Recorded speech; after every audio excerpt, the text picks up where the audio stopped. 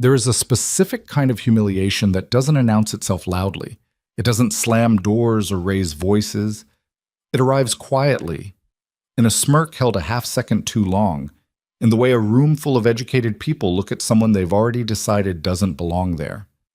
Grant Mercer walked into that conference room at 32 years old with 7 years of self-taught knowledge, a warehouse uniform still creased into his muscle memory, and a 7-year-old boy waiting at home who believed his father could do anything.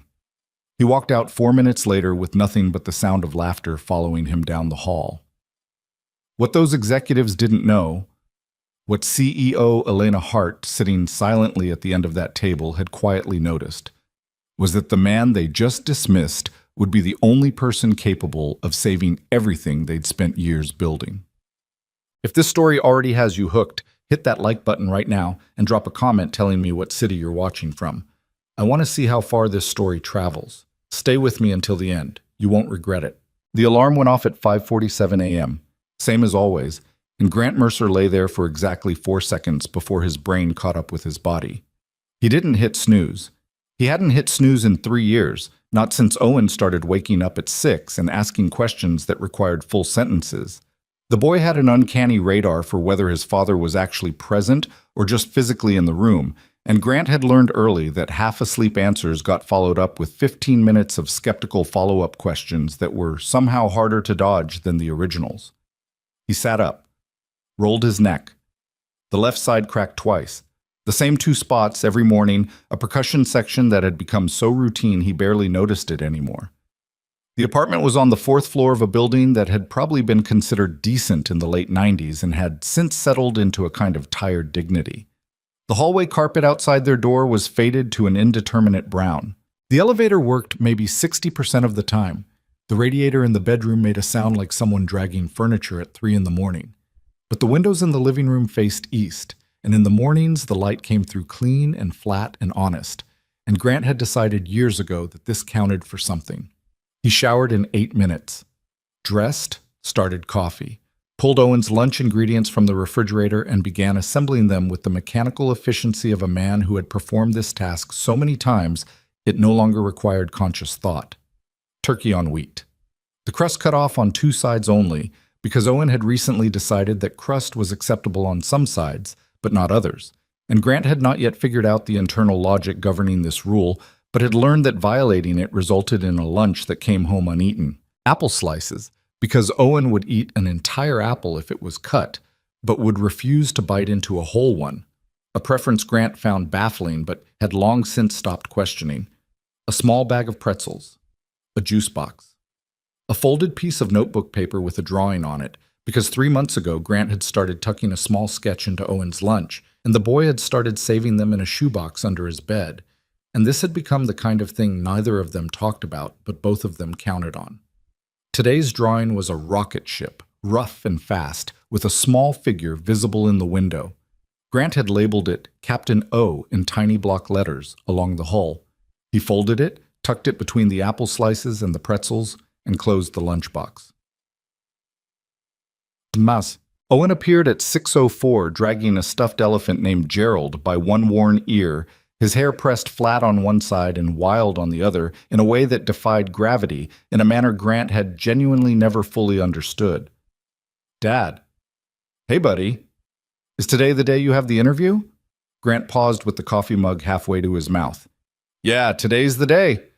Owen climbed onto the kitchen stool and propped his chin in both hands, studying his father with the particular gravity that 7-year-olds deploy when they've decided something is important.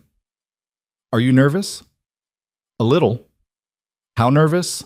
Like roller coaster nervous or dentist nervous? Grant considered this more seriously than the question probably warranted. Somewhere in between.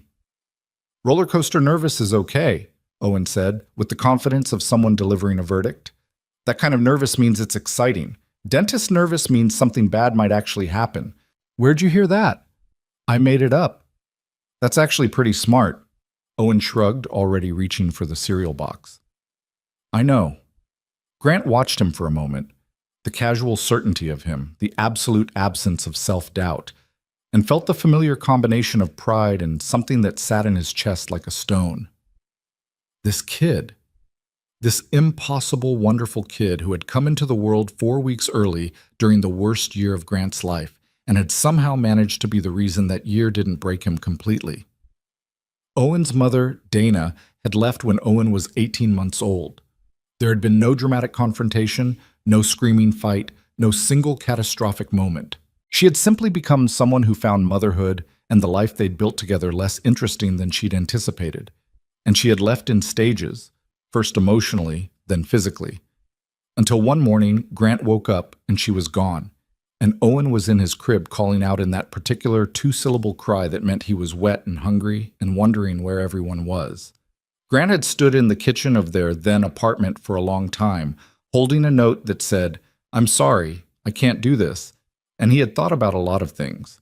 Then he had gone and changed Owen's diaper and made a bottle and sat down in the rocking chair they'd bought at a second-hand shop, and he had understood, with a clarity that surprised him, that whatever happened next would be entirely up to him. He had never finished college. He dropped out after 2 years when the money ran out and the part-time job stopped being enough, and the math had simply stopped working. He told himself he'd go back. He hadn't gone back. Life had developed opinions about this plan. For the next few years, he'd moved through a series of jobs: a line cook, a delivery driver, a moving company laborer, that paid enough to keep Owen in shoes and the lights on, but not much more. And then he'd gotten the warehouse job, which paid 15% better than anything else he could find without a degree, and he'd taken it, and he'd stayed in it because it came with a predictable schedule and predictable paychecks, and Owen needed predictability more than he needed any particular version of his father's ambition. But the nights had belonged to Grant. After Owen went to sleep, after the dishes were done and the lunch was packed for the next day, and the apartment was as quiet as a fourth-floor apartment in a building full of other people ever got, Grant sat at the second-hand laptop on the kitchen table and he studied. He had started with YouTube tutorials, basic spreadsheet functions, elementary statistics, intro to Python. He had bookmarked the free course catalogs of 4 different universities and worked through them methodically, spending more time on the sections that confused him and less time on the ones that didn't, building something in his head that had no official name and no credential attached to it, but that felt slowly and then more quickly like genuine competence. He discovered he had a particular aptitude for pattern recognition, for looking at a data set the way other people might look at a landscape, not as individual points, but as shapes, as flows, as a system with its own internal logic that revealed itself if you were patient and methodical and willing to sit with confusion long enough for it to become clarity. He didn't know what to call what he was building. He only knew it felt like the most honest thing about himself. The job posting had appeared 8 weeks ago on a general employment site, buried 3 pages deep under listings for administrative assistants and retail supervisors. Senior Data Specialist, Heartline Technologies. Candidates should demonstrate advanced analytical capability across complex data sets, experience with systems architecture and data classification, strong problem-solving skills under pressure. The salary listed was 4 times what Grant made at the warehouse. He had stared at the posting for a long time. Then he had closed the laptop. Then he had opened it again 20 minutes later and started working on the application. He knew, rationally, that he was probably not what they were looking for. He had no degree, no official title, no LinkedIn profile with a list of certifications under his name. What he had was 3 years of self-directed study, a dozen completed online courses with no accreditation weight behind them, and a private folder on his laptop containing 15 data analysis projects he'd done purely for himself, pulling publicly available data sets and working through them at midnight, writing up findings that no one would ever read. He sent the application anyway. He hadn't expected to hear back. When the email came, Heartline Technologies would like to invite you for an interview, he read it 3 times. Then he went into Owen's room, where the boy was asleep with Gerald tucked under his arm, and he stood there in the dark for a moment, feeling something he couldn't exactly name. The Heartline Technologies headquarters occupied the top 6 floors of a glass tower downtown, the kind of building that communicated its own importance through sheer reflective surface area. Grant stood outside it for a moment before going in. He was wearing the best thing he owned, a dark gray blazer he'd bought 2 years ago for his friend Marcus's wedding and had worn exactly once since, pressed dress pants, a white shirt, He'd polished his shoes the night before while Owen sat at the table doing homework, asking questions about why shoes needed polishing in the first place, and whether there was a scientific reason or if it was just something people did because other people did it. Grant had said he'd get back to him on that. The lobby was marble and glass, and the sound of his shoes on the floor was louder than he wanted. The receptionist was professional and efficient and pointed him toward the elevator without looking up from her screen more than once. The conference room on the 28th floor had a long table and 8 chairs and a view of the city that probably functioned as its own form of intimidation. Look how far up we are. Look how small everything below us seems. Grant sat in the chair indicated and waited, and while he waited, he looked at the view and thought about Owen's rocket ship drawing in his son's lunchbox at school right now, and about the loan on the laptop, still $60 from paid off. They came in 4 minutes late as a group. 2 men and a woman, all in that specific kind of business casual that signals enough confidence not to need a full suit. The older of the 2 men, heavy-set, mid-50s, a face that had settled into permanent mild disapproval, carried a tablet and sat down first. His name, according to the business card slid across the table, was Director Lawrence Pruitt, head of systems operations. The woman, mid-40s, sharp-eyed, introduced herself as Patricia Chen, head of talent acquisition. The younger man, maybe 38, trim, the kind of person who had clearly decided at some point that the best strategy was permanent controlled pleasantness, was Devin Marsh, senior operations manager. And then, last, rolling to the head of the table in a sleek black wheelchair, was the person Grant recognized from the company website, Elena Hart, CEO. 30 years old, though she looked younger in photographs and somehow precisely 30 in person. She wore a charcoal blazer over a white blouse, her dark hair pulled back cleanly, and she had the quality that Grant had read about in profile pieces on her. A composed attention, an absence of the performed busyness that most executives seem to cultivate as a kind of armor. She looked at him as she positioned herself at the head of the table, and her expression gave away nothing, which Grant found more unsettling than open skepticism would have been. "Mr. Mercer," Patricia Chen said, opening a folder. "Thank you for coming in. Thank you for having me. We've reviewed your application." A pause that lasted a beat longer than necessary. "I'll be honest, your background is somewhat unusual for a senior-level position." "I know. You don't have a degree." "I don't." Lawrence Pruitt glanced down at the tablet with an expression that suggested he had already formed his conclusion and was present mostly as a formality. "You list your current employer as Cedarfield Logistics. That's right?" "A warehouse." "Yes." Another pause. This one had a specific texture to it. Not quite contemptuous, but trending in that direction. "And yet you're applying for a senior specialist role that typically requires a minimum of a bachelor's degree in computer science, information systems, or a related field, plus 3 to 5 years of documented professional experience," Pruitt said. He wasn't asking a question. He was reading a prepared statement. "I understand the requirements listed," Grant said. "I believe my skills are directly relevant to the position. I brought work samples. Independent analyses I've completed, if you'd like to." "Let me ask you something." Pruitt set the tablet down. "What exactly makes you think you're qualified for a senior data specialist position at a company like Heartline?" The question was delivered with the particular brand of condescension that doesn't raise its voice because it doesn't need to. It was the tone of a person explaining something obvious to someone who should have understood it without needing it explained. Grant felt his jaw tighten. He kept his voice even. "Because I've spent the last 3 years teaching myself data analytics, systems architecture, and classification modeling at an advanced level. I've completed over 20 independent projects, including a predictive analysis of supply chain failure patterns using publicly available logistics data that I'd be happy to walk you through. I can identify data anomalies most people miss because I came to this field differently than most people did. I didn't learn it in a classroom, which means I didn't learn the assumptions that come with a classroom. I see the data without the filter." Silence. Then Devin Marsh cleared his throat, glancing sideways at Pruitt with an expression that was almost but not quite a smile. And then Pruitt laughed. It wasn't a full laugh. It was the half laugh of a man who finds something too absurd for full amusement. a compressed exhale through the nose that communicated you're joking without the effort of saying the words. Marsh followed a half-second behind, a practiced echo, the kind of laugh that checks which way the wind is blowing before committing. "A warehouse worker," Pruitt said, not even addressing Grant directly anymore, more talking to the room, "who taught himself data analytics at night and thinks that qualifies him for senior specialist." Grant looked at him. "I don't think it's funny," Grant said. His voice was quieter than before, which he hadn't planned. "I spent 3 years building this while working 12-hour shifts and raising my son alone. I came here because I thought I had something worth showing you. If I'm wrong about that, I'll leave. But I don't think I'm wrong." The silence that followed had a different quality. Patricia Chen was looking down at the folder.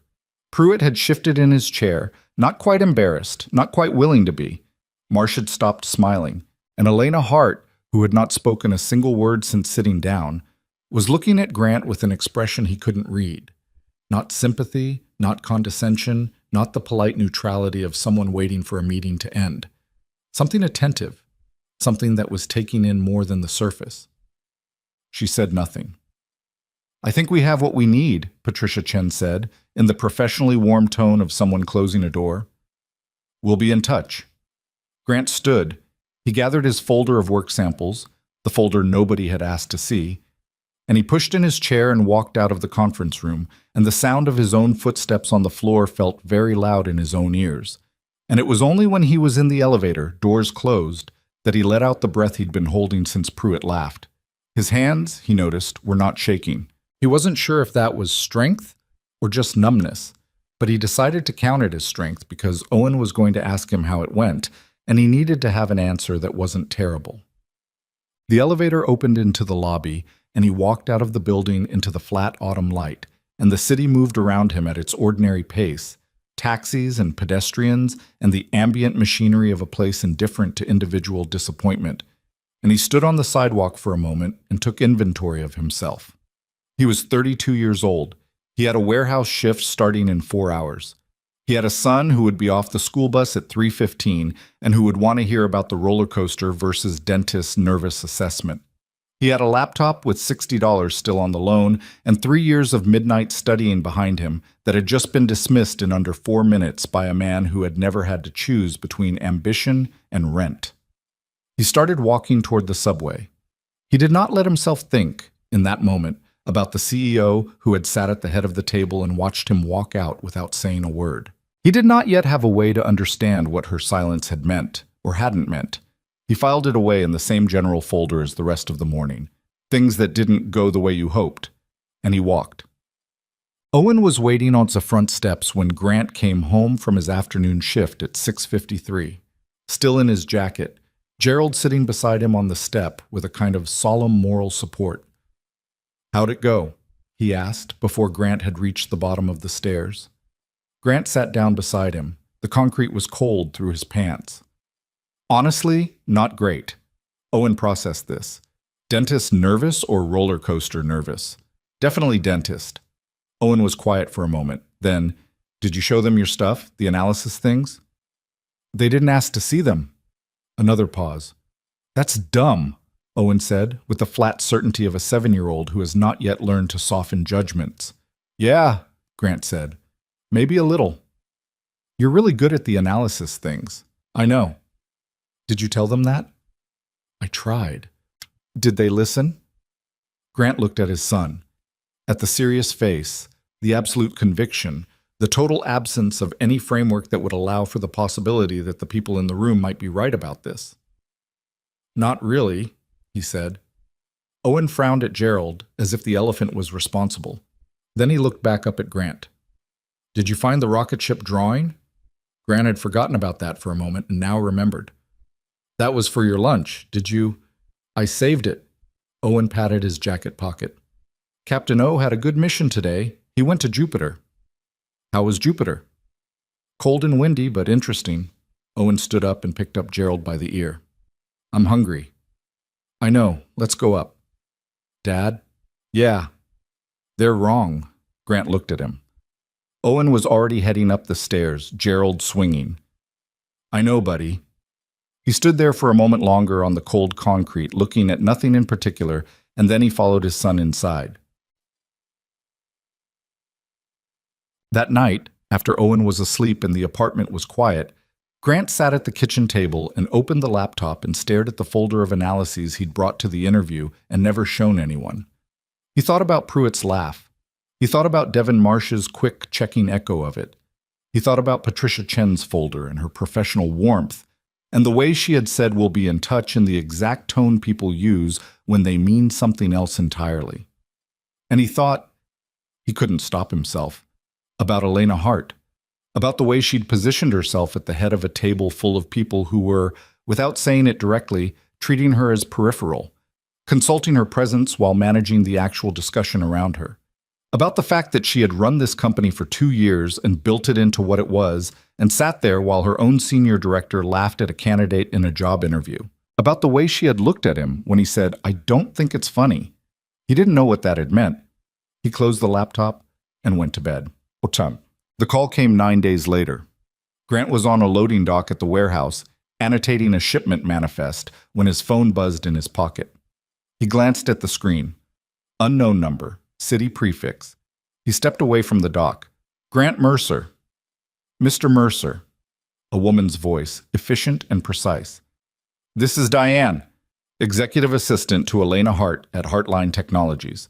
Ms. Hart would like to speak with you. She's available this afternoon at 3, if that works for you.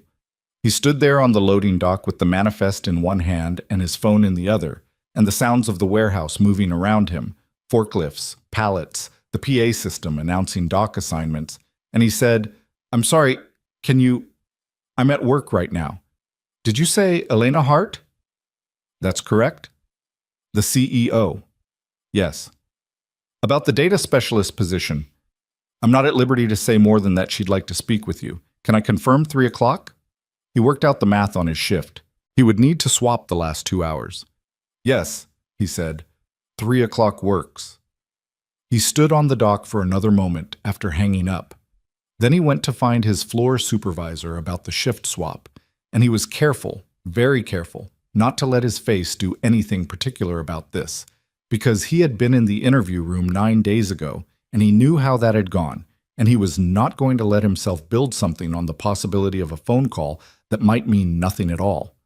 He was careful about this all the way up until he turned the corner into the break room, which was empty, and then he stopped and pressed the back of his hand against his mouth and stood there for a moment feeling something complicated and electric move through him. 9 days. She had called 9 days later. He didn't know what that meant yet, but something in him, the part that recognized patterns, that had always recognized patterns, that had pulled signal from noise since before he even knew that was what he was doing. Something in him was already paying attention. He didn't tell Owen that night. He didn't let himself think about it too much.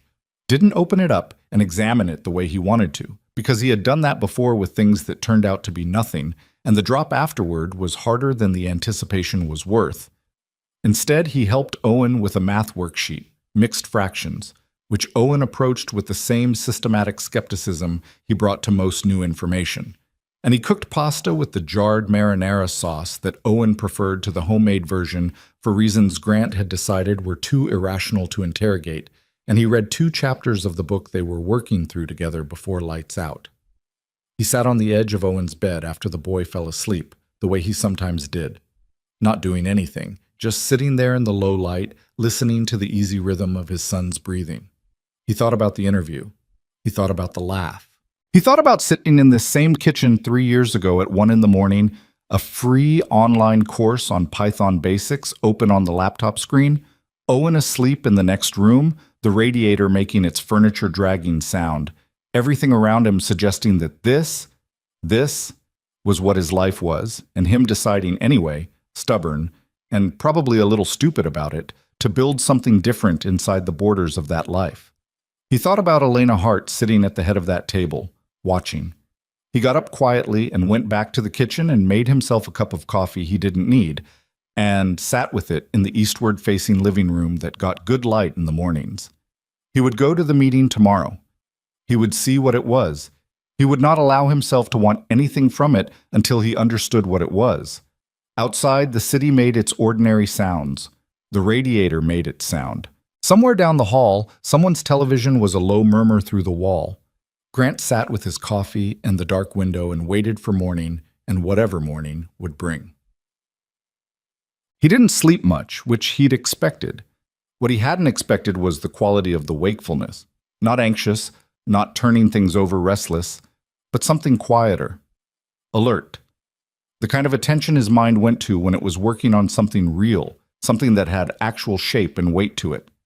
He lay in the dark and thought about the data specialist job description, about what senior meant at a company like Heartline, about the system's architecture problems implicit in a technology company that had grown as fast as Heartline had grown in the past 3 years, the failure modes that kind of growth always generated, seams in the data infrastructure where old systems had been patched into new ones, classification errors that accumulated in exactly the way sediment accumulated, slowly and invisibly, until the weight of it was enough to cause something structural. He thought about this in the abstract, the way he always thought about data problems, not as theoretical exercises, but as actual systems with actual behaviors, things that could be mapped and understood if you looked at them the right way. He thought about it until his alarm went off at 5:47. Then he got up and made Owen's lunch, and the rocket ship in today's note had a second figure next to the first one, and he labeled it Captain G, and he folded it and put it in the lunchbox without making any particular decision to. He just did it, the same way he had done everything else for the past 3 years. One day, and then the next, and then the next. Owen noticed the second figure at breakfast. He looked at it for a long moment. Captain G, he read. Yeah. That's you? I thought maybe. Owen looked up at him, and for a moment his face was very open, unguarded in the way kids' faces are when they haven't thought to defend themselves from a feeling yet. I like it, he said. Good. Dad. Yeah. You should bring your analysis folder to the meeting today. Grant had not told him there was a meeting. He stopped. What makes you say that? Owen shrugged with the elaborate casualness of someone who is trying not to admit they've been paying more attention than they let on. You ironed your shirt again. Grant looked down at the shirt. Go brush your teeth, he said. Owen went, but he was smiling, and Grant picked up the coffee cup and stood at the counter and thought, yeah, I should probably bring the folder. He brought the folder. The meeting was in a different room this time, smaller, less theatrical, no panoramic view designed to establish hierarchical distance. A round table with 4 chairs, a whiteboard on one wall with dry erase markers in a tray. The kind of room where things actually get worked out rather than performed. Elena Hart was already there when Grant was shown in. She was alone. She extended a hand across the table and Grant shook it, and her grip was direct and unhesitant, and she gestured toward the chair across from her. Thank you for coming back, she said. Thank you for calling. A beat. She looked at him steadily and up close without the long conference table between them and the presence of the other 3. He could see the quality of her attention more clearly. That composed focus, the sense that she was registering more than she was letting onto her face. I want to apologize for how the interview went, she said. He hadn't expected that. You don't need to, I do. Simple. Not performing apology, just stating it. Lawrence's behavior was inappropriate. I should have said something at the time. I didn't. That was a failure of leadership on my part, and I'm not interested in pretending otherwise. The directness of it was disarming. Grant held it for a moment. Why did you call me? He asked. Because I read your application 3 times, she said. Not the credentials section, the project descriptions. The analysis of supply chain failure patterns you mentioned. She tapped the folder on the table between them. She had a copy, he realized, printed. I pulled the dataset you referenced, and I ran your conclusions against current modeling software. You were right about all of it, and you found an additional failure mode that the software missed. He said nothing. You don't have a degree, she said. You have something harder to teach than a degree. She paused. I know what it feels like to walk into a room and watch people decide your peripheral before you've said a word. I've been doing that since I was 26. It changes the way you see things. She looked at him directly. I think it changed the way you see things too. Grant looked at her across the round table, at this 30-year-old CEO who had built a company worth hundreds of millions of dollars from a wheelchair while her own board of directors probably questioned every decision twice as hard as they would have otherwise, and who had sat silently in that conference room while her senior director laughed at a warehouse worker, and who had then spent 9 days thinking about it and made a call. "What are you offering?" he said. The corner of her mouth moved. Not quite a smile, but the precursor to one. "I'd like to show you something first," she said. She turned the laptop on the table toward him. It was a live system dashboard, feeds from multiple data streams, real-time, the kind of layered architecture that a company Heartline's size would be running in normal operations. And even at a glance, even without context, Grant could see it. A faint but consistent irregularity in the classification streams, a pattern in the error rates that didn't match any of the obvious explanations. Subtle. The kind of thing you'd miss if you were looking for something specific rather than looking at the whole system. He leaned forward. His hand moved toward the keyboard and then stopped. "May I?" "Please." He started pulling the data. The folder sat on the table between them, unopened, and outside the window the city moved through its afternoon, and Grant Mercer, 32 years old, single father, self-taught, unwanted in this building 8 days ago, leaned over a laptop in a roundtable conference room and started showing the CEO of Heartline Technologies exactly what he saw. He spent 40 minutes with her laptop before either of them spoke again about anything other than the data. It wasn't that the conversation stopped, it shifted, the way conversations do when two people find a shared language and stop needing to negotiate the translation. Grant would pull a data stream and explain what he was seeing, and Elena would ask a question that cut directly to the relevant detail, no preamble, no performance of understanding she didn't have, and he would answer, and then she would be quiet for a moment, and then she'd say something that showed she'd not only followed it, but was already 2 steps ahead. She was sharp, genuinely sharp, not the performed sharpness of someone who has learned to project competence, but the actual thing, the kind of mind that finds problems interesting rather than threatening. "That classification irregularity," he said at one point, pointing to the pattern he'd noticed in the first 30 seconds. "How long has that been present?" Elena looked at the screen. "The system log shows it starting about 6 weeks ago. Has anyone flagged it?" 3 separate engineers looked at it. All 3 concluded it was minor, background noise in a complex system. Grant kept his eyes on the screen. "It's not background noise." "No," she said. "I didn't think it was either." A pause. "Tell me why." He walked her through it. The way the irregularity appeared not randomly, but in a pattern tied to specific data input events. The way it was consistent enough to be systemic rather than incidental. The way it suggested something foundational rather than surface level. Elena listened without interrupting, and when he finished, she sat back in her chair and looked at the ceiling for a moment in the particular way of someone reorganizing something inside their head. "The Arden contract," she said. "I don't know what that is." "A $20 million international systems project, our biggest current contract. It's been in execution phase for 4 months. She looked back at him. "It started showing performance issues 3 weeks ago. We have a team of 8 engineers working around the clock to find the problem." The room was quiet. "And they haven't found it," Grant said. "No." He looked at the irregularity on the screen. At the pattern he'd seen in 30 seconds that 8 engineers had not found in 3 weeks. He was careful about what he said next, because he understood that the way he said it mattered, and not because of ego. "I'd want to see the Arden system directly before I said anything definitive." "I know," Elena said. "That's why I called you." She offered him a temporary consulting assignment, 2 weeks, specific to the Arden project diagnostic, compensation that was more than he made in a month at the warehouse. She was straightforward about what it was and wasn't. No promise beyond the 2 weeks, no guarantee of anything further, but full access to the system and direct reporting to her rather than through the operations hierarchy. He asked her why she was bypassing her own hierarchy.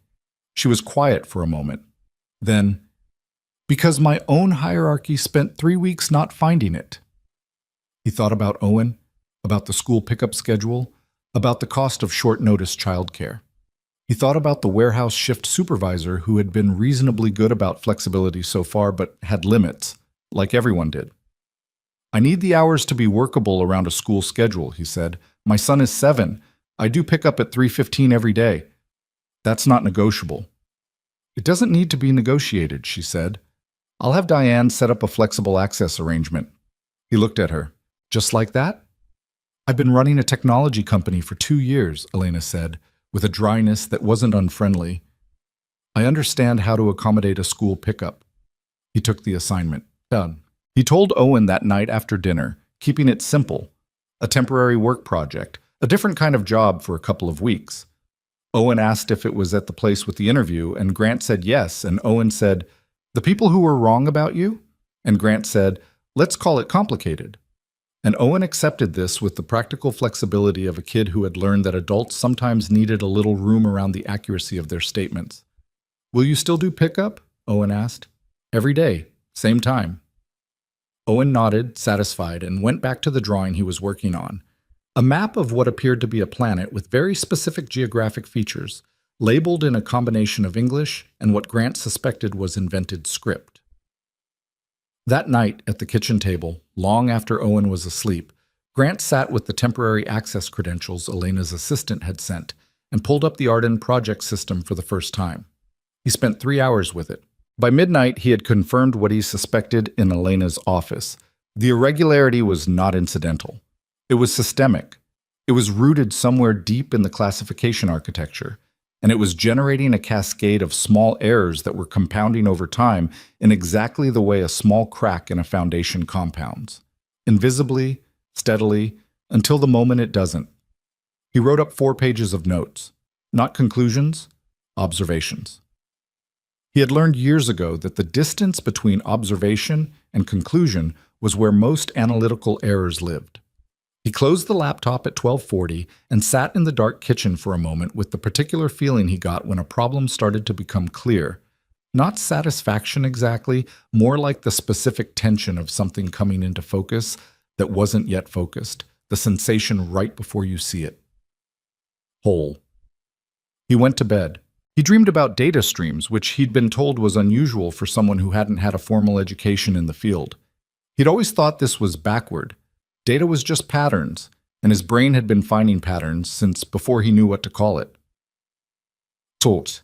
The Heartline Operations Center occupied a quarter of the 26th floor, a large room full of workstations, wall-mounted displays showing live system status feeds, and the specific ambient intensity of a space where people had been working too hard for too long.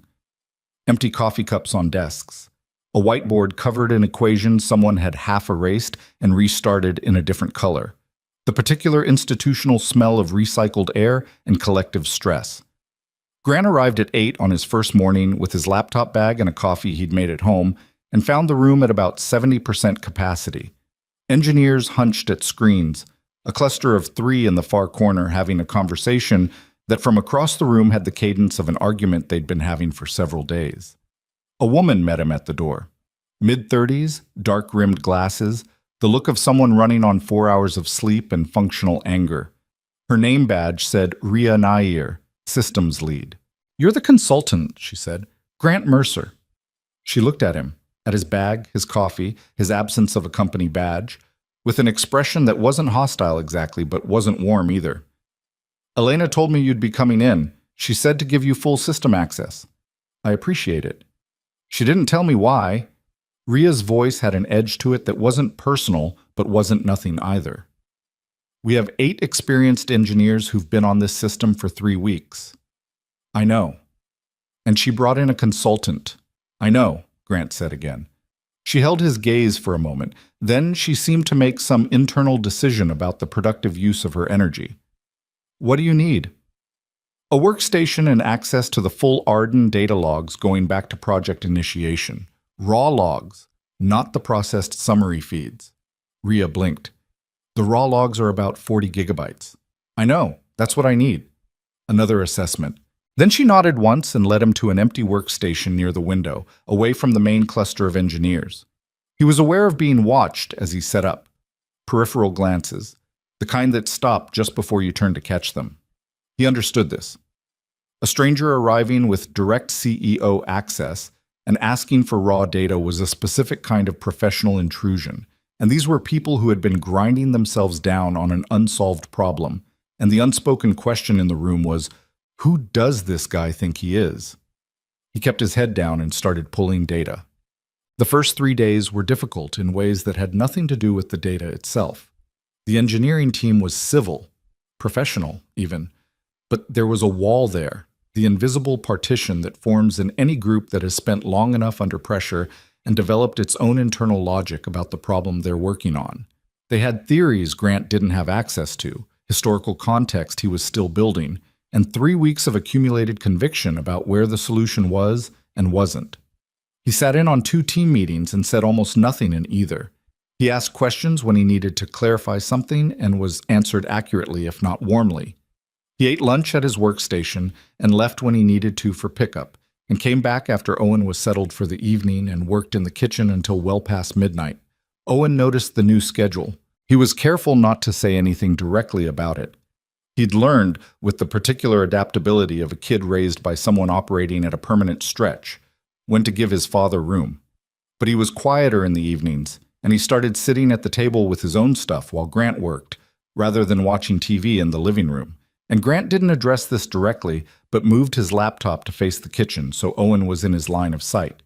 On the 4th day at Heartline, during a coffee run to the break room, Grant passed the cluster of 3 engineers whose argument he'd been watching from a distance all week. Up close, he could tell it was specifically about the failure hypothesis. 2 of them were convinced the problem was in the front-end data entry protocol. The third was convinced it was in the API integration layer. He poured his coffee and listened for a minute without intruding. If it's entry side, the error distribution would be random, the third one was saying. He was young, maybe 25, with the intensity of someone who was correct about something and was getting tired of having to be correct about it. His badge said James Kwan, data engineer. It's not random, it's patterned. Patterned errors come from systemic issues, not user behavior. The pattern could be explained by user habits, said the engineer across from him, a tall woman named Priya Desai, according to her badge. If specific users are making specific entry errors. We ran the user analysis 3 times. The error pattern doesn't correlate to any user cluster. It correlates weakly, Jeet. Weakly is not the same as meaningfully, Kwan said, frustrated. Grant poured his coffee and said, without entirely planning to, he's right. Both engineers looked at him. The pattern is too consistent for user behavior origin, Grant said. User behavior is variable. This isn't. He picked up his coffee. Sorry, didn't mean to interrupt. He walked back to his workstation. Kwan appeared beside him 11 minutes later. You've been looking at the raw logs, he said. It wasn't quite a question. Yeah. All of them? Getting there. Kwan pulled up a chair without being invited. What are you seeing? Grant hesitated for half a second, not because he didn't want to answer, but because he was being careful about the distance between observation and conclusion. I'm not ready to say definitively, but the error pattern has a regularity that points to a classification-level issue rather than anything in the upper architecture layers. Kwan was quiet for a moment. I said something similar in the week 2 meeting. Pruitt told me I was wasting the team's time on a dead end. Grant said nothing. He's convinced it's the API layer, Kwan continued. He's been convinced since day 4, and he's been steering the team toward it ever since. What does Rhea think? Rhea thinks Pruitt might be right, but she's not sure. She's running 2 parallel tracks, which is how you end up exhausted and spinning your wheels at the same time. Kwan looked at Grant's screen. What specifically are you looking for in the raw logs? The classification schema applied at data ingestion. What categories the system is assigning to incoming data and whether those categories have drifted from the original specification. Kwan stared at him. You think it's a classification drift issue? I think it might be. I'm not sure yet. That would be, if it's classification drift, that would explain everything. Every single failure pattern we've been seeing would resolve from a single source error. I know, Grant said. That's why I'm being careful about concluding it before I'm sure. Kwan looked at him for another moment. Then he pulled his own laptop from under his arm and opened it. Tell me what you need and I'll pull the comparative schema documentation. I know exactly where it is. The project continued to deteriorate while they worked. Grant heard this in pieces, from Quan, who had become a kind of informal ally, and from fragments of conversations in the operations center that he absorbed without seeking out. The Arden system's performance issues were worsening by measurable increments each day. The client had made 2 formal inquiries. There was a deadline clause in the contract with significant financial exposure if the performance benchmarks weren't restored within a specific window that was now less than 3 weeks away. The pressure in the room had a different quality by the end of the first week. It had acquired weight, the specific heaviness of a team that was working hard and was afraid the work wasn't going to be enough. He saw Elena twice that week, briefly. Once in the hallway outside the operations center where she paused long enough to ask a direct question about his progress. He gave her an honest answer. He was building towards something but wasn't there yet. She nodded once and moved on without pressing him, which he appreciated. The second time was in the elevator, just the 2 of them, heading in opposite directions at the end of a day.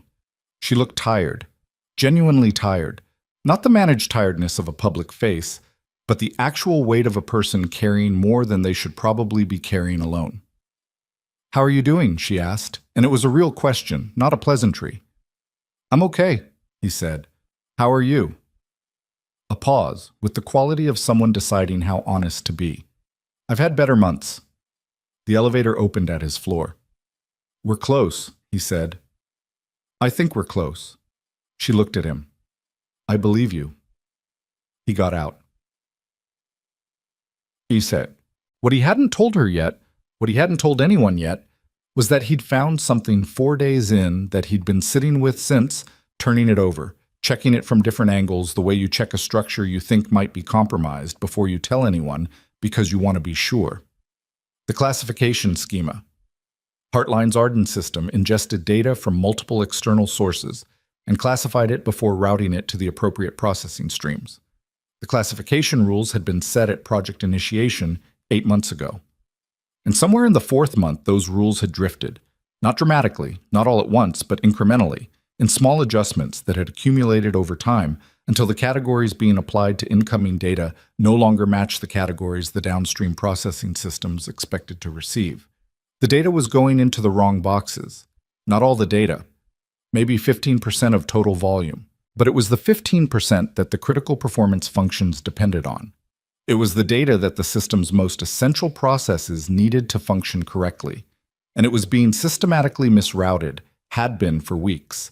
And every solution the engineers had tried had been aimed at the symptoms rather than the source, because nobody had gone back far enough to look at the classification schema against the original specification. Grant had gone back far enough.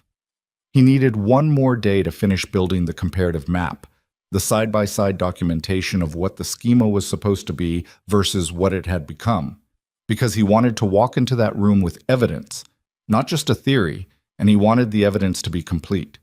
He wanted to be certain. He came home on a Thursday evening, picked up Owen from Marcus's apartment, where the boy had spent the afternoon. Marcus was his oldest friend, the only person from his life before single parenthood who had remained fully present rather than drifting to the periphery. And on the walk home, Owen slipped his hand into Grant's without announcing it, and Grant held it without making anything of it. "Are you figuring it out?" Owen asked. "Almost." "How will you know when you're all the way figured out?" Grant thought about this. "When I'm sure enough that I'd stake something on it." "Like what?" "Like my credibility? My reputation? What people think I'm worth." Owen walked quietly for a half block. "That seems like a lot." "It is," Grant said. "That's how you know it's real." They walked the rest of the way home without talking, and when they got to the apartment, Owen went to wash his hands, and Grant stood in the kitchen and set his laptop bag down and thought about the next morning. 1 more day. He was almost certain. He just needed to be sure. The thing about working in an environment where you're not fully trusted is that you notice after a while that the distrust is not entirely personal. Pruitt barely looked at him in team meetings, which was fine. Grant had stopped taking that particular form of social communication as meaningful information. But there was something else operating in the room that he'd been picking up on all week. something that was about more than skepticism toward an outsider. Quan had said it plainly, late on Thursday night, when the two of them were the last ones in the operations center and the rest of the team had gone home to sleep. Pruitt's not just wrong about the API layer, Quan said, staring at his screen.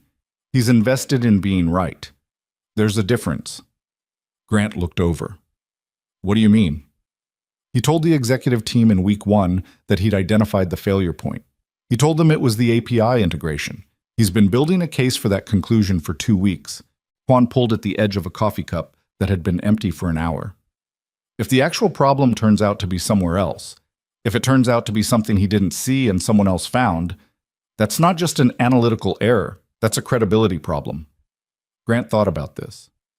Does Elena know this?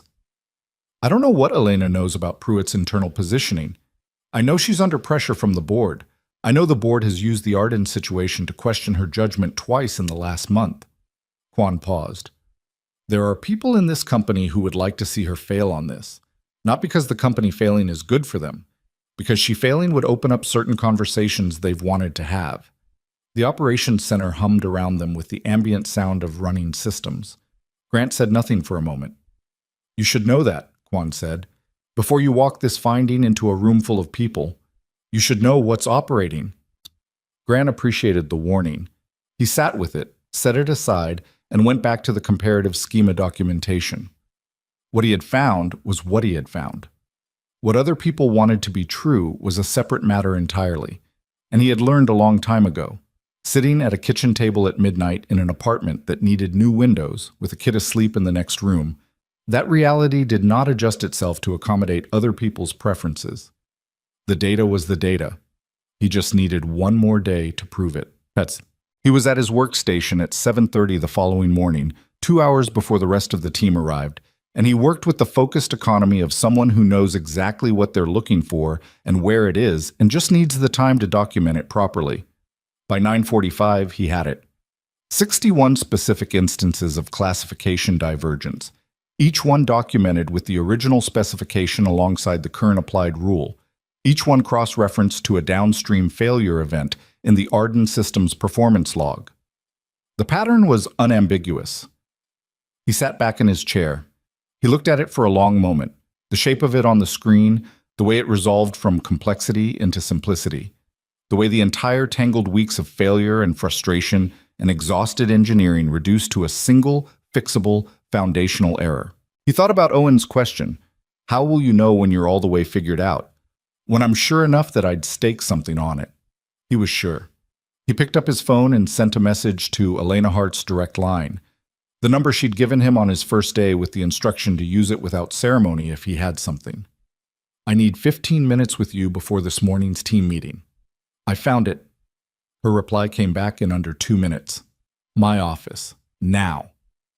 He closed the comparative analysis document, saved it to 3 separate locations out of a habit he'd developed doing this kind of work alone at a kitchen table, and picked up his laptop. Across the operations center, Ria Nair looked up from her workstation and their eyes met for a moment. He couldn't tell what she read in his face. He nodded once and walked toward the elevator. Behind him, he heard the room continuing its ordinary morning sounds. Keyboards, a ringing phone, the hum of systems under load. In a few hours, one of those systems was going to stop failing. He didn't let himself feel too much about that yet. He'd learned to wait until the thing was actually done before he let himself feel anything about it. It was a rule he'd made for himself years ago, and it had served him well, and he kept it now as he stepped into the elevator and the doors closed and the floor numbers ticked upward one by one. Elena's office was on the 29th floor, one above the operations center, and it was smaller than Grant had expected for a CEO. Not cramped, but not the vast territorial display he'd anticipated. A desk with 2 monitors. A round meeting table near the window with 4 chairs. Bookshelves along one wall, actual books on them, not decorative spines. A whiteboard with things written on it that she hadn't erased. She was already at the round table when he walked in, laptop open, and she looked up with an expression he was beginning to recognize. Contained attention, the surface stillness of someone whose mind was already moving fast. Close the door, she said. He did. He sat across from her and opened his own laptop and turned it so she could see the screen, and then he walked her through it, all of it. The classification schema comparison, the 61 documented divergence instances, the cross-referenced failure cascade, the way each element connected to the next in a chain that was unmistakable once you could see the whole shape of it. He talked for 11 minutes. She interrupted twice, both times with precise questions that showed she'd followed every step. When he finished, she was quiet for a moment, looking at the screen. A classification drift, she said. Systematic and progressive. It started in month 4 of the project and has been compounding since. The downstream systems are receiving data in categories they're not configured to process, which is generating the performance failures in a pattern that looks like hardware stress, but is actually a routing problem. How long to fix it? If I have direct access to the classification engine and someone who knows the original specification well enough to validate the corrections as I make them, a few hours, maybe less. The fix itself is not complex. Finding it was the hard part. Elena looked at him for a long moment. Lawrence has been telling the board it's an API integration failure, she said. He presented a full remediation plan to the executive committee 2 days ago, 40 hours of additional engineering work and a system patch that he projected would cost. She stopped. It would cost a significant amount and require a 10-day timeline. Grant said nothing. If you're right, she said, 10 days from now the contract deadline will have passed. I know. And if you're right, Lawrence's entire analysis for the past 3 weeks has been wrong. The API layer is showing stress symptoms, Grant said carefully. He wasn't wrong that something was happening there. He was wrong about what was causing it. The API is showing symptoms because the misclassified data is overloading routing functions it was never designed to handle. Fix the classification and the API stress resolves on its own. Elena closed her eyes briefly. Not distress, more like a person processing a chessboard rearranging itself. I need to call a team meeting, she said. I know. Lawrence will push back. Probably. She looked at him. Are you absolutely certain? He held her gaze. Certain enough to stake my credibility on it. Yes. She nodded once, with the finality of a decision already made. Give me 20 minutes. Boom. The team meeting was called for 10:30. Grant was back at his workstation when the notification went out, and he watched the operations center shift in response to it. Engineers checking their phones, a few exchanging looks, the subtle recalibration of a room that knows something is changing but doesn't know what. Quan materialized beside him 4 minutes later. Full team meeting called by Elena. That's not normal. He looked at Grant. Did you tell her? This morning, Quan let out a breath. Okay. He pulled up a chair. Okay, what do you need from me in there? The original specification documents, the ones from project initiation with the classification schema as it was designed. I have them. And I need you to be willing to validate the comparison if it gets contested. You've seen the raw logs, you know what the drift looks like. Quan looked at him steadily. Are you expecting it to get contested? I think there's a reasonable chance. A pause. Pruitt. I'm not assuming anything about Pruitt. I'm just saying the finding is going to challenge a narrative that people have invested in. And when that happens, the instinct is usually to challenge the finding. Quan was quiet for a moment. I'll have the spec documents ready. Thank you. Quan started to stand, then stopped. For what it's worth, he said, quietly enough that it was clearly meant only for Grant. I think you're right. I've thought it was classification related for a week. I just didn't have the comparative documentation to prove it. I know, Grant said. You told me so when we first started talking. That's part of why I trusted my own read. Quan nodded once and went back to his workstation. The conference room they used for team meetings was larger than Elena's office, but still not big enough for the energy that came into it with 11 people.